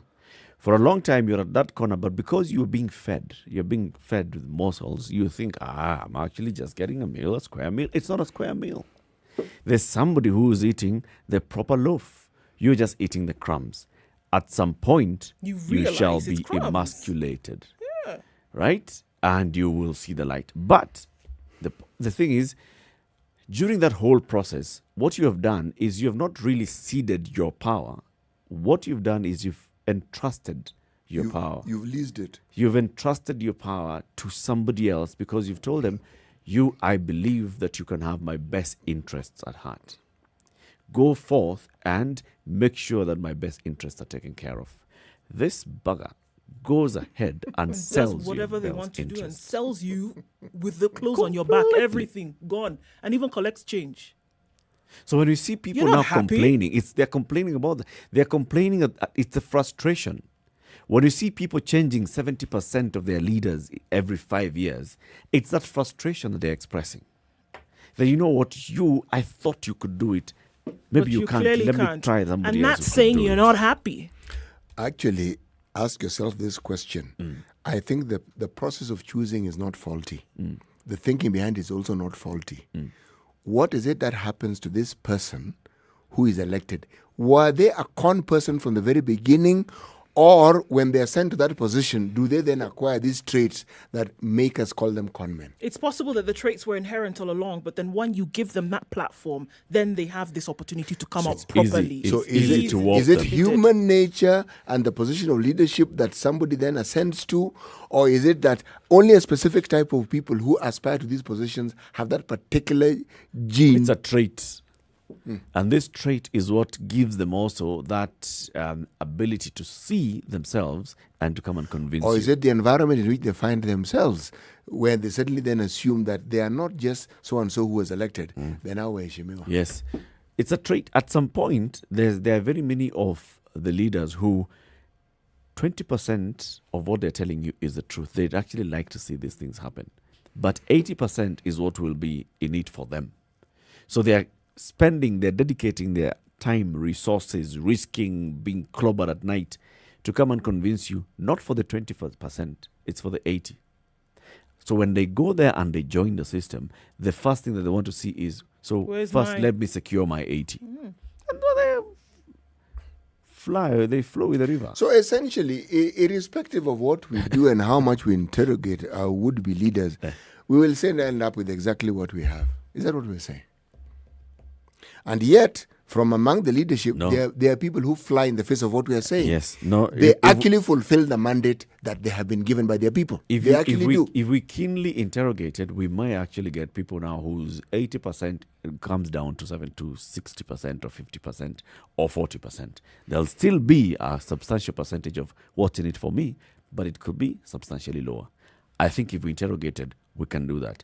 Then the law and the constitution and the system that's in place goes in there and it discourages and dissuades the one with the 80% and encourages and promotes the one with the 40% personal interest.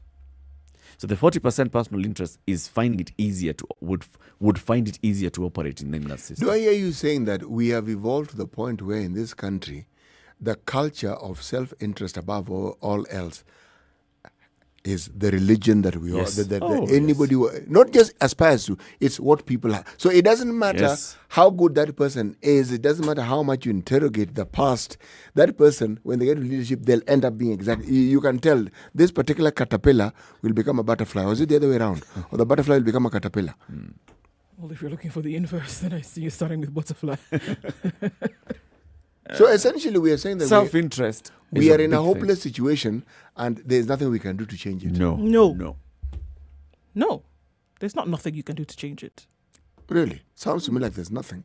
Because this caterpillar will always become another caterpillar. Because this one, we expect it to become a butterfly, but it doesn't become a butterfly. And we've accepted that caterpillars will remain caterpillars. They will not change. Yes, that's what we're saying. We're saying caterpillars will always be caterpillars. They might change. They'll look a little thorny, a little green, a little yellower, a little longer, but they're still caterpillars. That's what we're saying. It's in the structure and the system. You see, okay, chicken and egg situation here, I believe. I don't think personally that the situation is actually hopeless. No. But there's something you've brought up that I think is worth looking at, and we're going to have to discuss it at greater length. And we'll call in people who understand the functionings of the human mind better than we do. what is it that gets people to the point where, well, it's a state of hopelessness, where they willingly allow themselves to be abused. And the only point that they make in trying to show that their resistance is they talk about it at great length. But beyond that, they're quite happy to just sit back and be abused and misused. I don't know that they'd be happy. I think that they become accustomed. Right. It's not even comfortable. Just because you're not moving doesn't necessarily mean that you're comfortable or happy with the situation. It doesn't necessarily mean so. Look at the people who've been abused. Just look at an example of someone who's been abused over and over again, and then finally they pick up a knife and stab their abuser. It doesn't mean that all those years when they've been abused and didn't take action, that they were happy with it. They're waiting for a moment. It isn't happiness. It's not happiness. It's not comfortability. It's accustomed to that. Yeah, they've been accustomed to that, but they're not okay with it. You can be accustomed to discomfort. Yes, exactly my point. You're accustomed. It doesn't mean you're you said that people become comfortable with this situation. No, they're not comfortable with it. Actually, they appear to be comfortable. Appear to be, but they're not. That's why when you see this rumbling that's happening and people get frustrated to the point where they say things like that, we laugh about it. But they say things like, just close this whole shop down. When you start to hear things like that, what do you think revolutions were made of? The rumblings start, people start to talk about things that they're uncomfortable with. For the longest time, they said nothing. Revolutions come about as a result of that complete exhaustion with the status quo. Actually, it's complete exhaustion. It's hunger. If you look at the major revolutions we talk about, people were hungry to the bone. Systems had failed before, but now you don't even know what to do, what you're going to eat. You don't even know how you're going to make your next move. You can't. And you think and you imagine. And the only way out is... you figure, no, I have nothing to do. There really is nothing.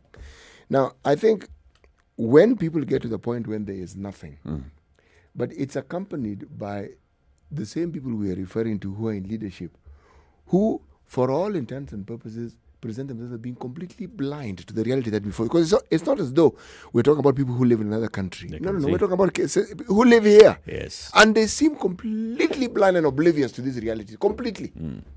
And how do we know this?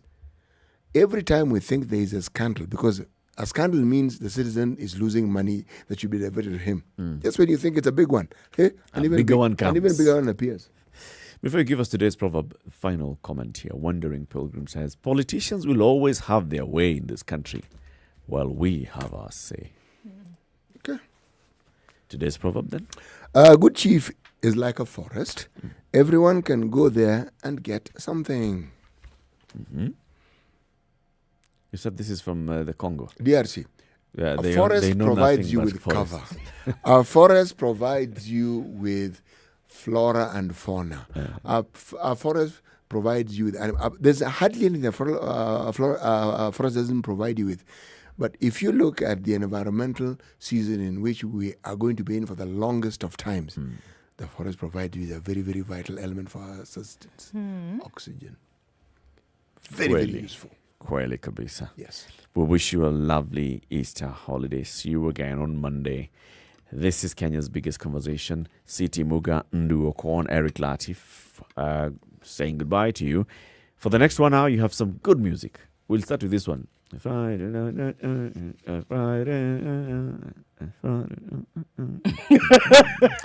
the song. It's called... Eric's good morning.